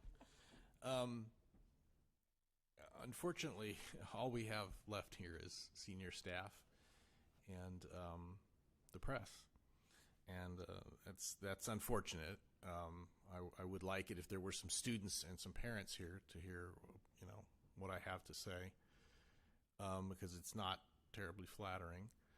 But it's particularly directed at Ms. Sorensen's ears. I'm really disappointed in what happened up here with regard to selecting the 2 board members that were chosen to participate in the student board member selection. I tried really hard to be an adult about it. I tried to recognize reality, that we have 2 factions on this board, and that, unless it's life and death, it's nice if we can try to accommodate everybody. And I was just trying to recognize the reality of the way things are. But unfortunately, the way things go up here is might makes right. And, instead of, trying to work out an amicable solution, Michelle and Darsh, they wanted these positions, so they took them.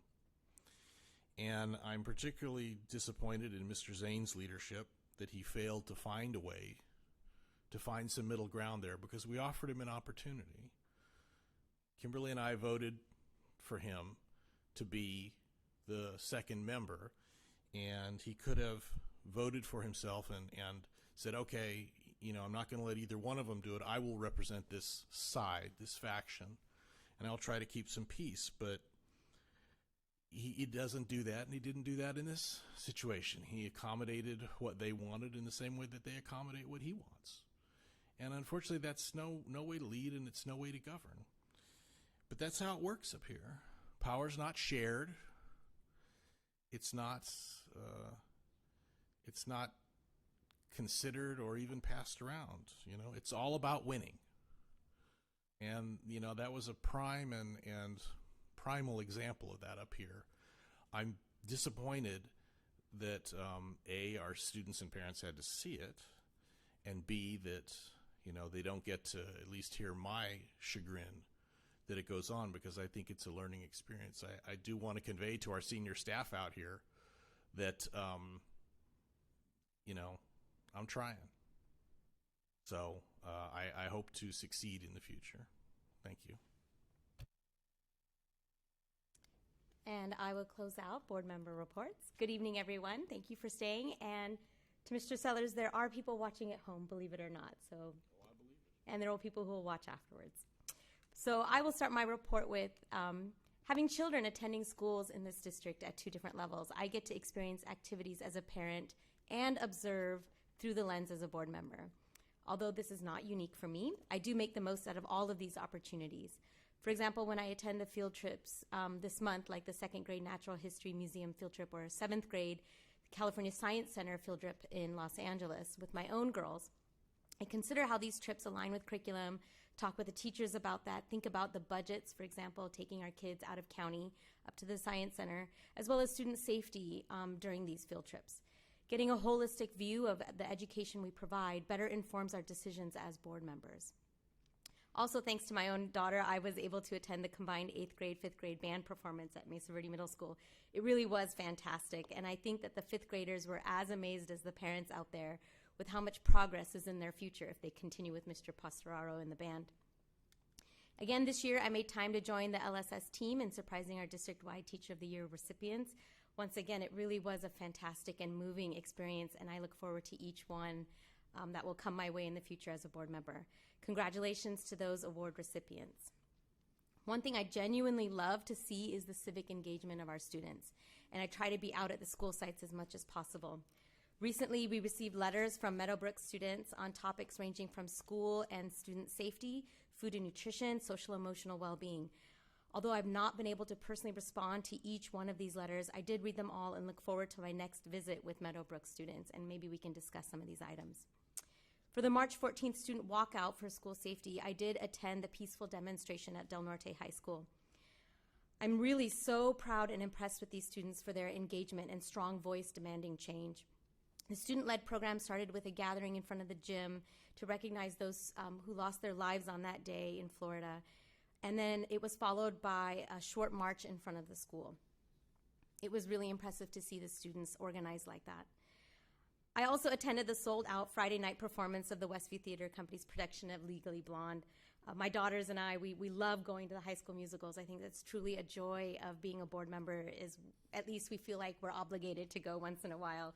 And even though we pay for our tickets, none of it is comped. It's still wonderful and delightful, and it's a great way to show our kids what theater is like. I was equally impressed with the few performances I was able to catch at the Poway Music Festival. I got to see the Mesa Verde Middle School concert band, Meadowbrook Concert Band, Oak Valley Orchestra. I also stayed to observe the sight reading session that happens along with this program. Our students really do a fantastic job. They learn to trust their skills, and the one in particular that I watched, the guest conductor complimented these students for reaching a high-quality performance in just 10 minutes. They really just do this in 10 minutes. If you ever get a chance to go see them do the sight reading, it's really outstanding. For the broader impacts board members can have as board members, I have 2 items of interest to report. Board member O'Connor Ratcliffe and I attended the CSBA Legislative Action Day in Sacramento. This was both an excellent opportunity to support our schools at Capitol, as well as a learning experience for me as a school board member. We started the morning with an informative strategic briefing from the governmental relations staff and moved straight into meeting with our representatives, all 4 of them that represent parts of our community in this district. And we spoke to them about CSBA-sponsored bills and the needs of our own district and got their feedback, which unfortunately wasn't very positive, but I think we have room to work. I was also invited by the American Association of University Women Poway Penasquitos branch to discuss how Title IX is enforced in PUSD, and I was joined by Associate Superintendent Jimenez at that meeting.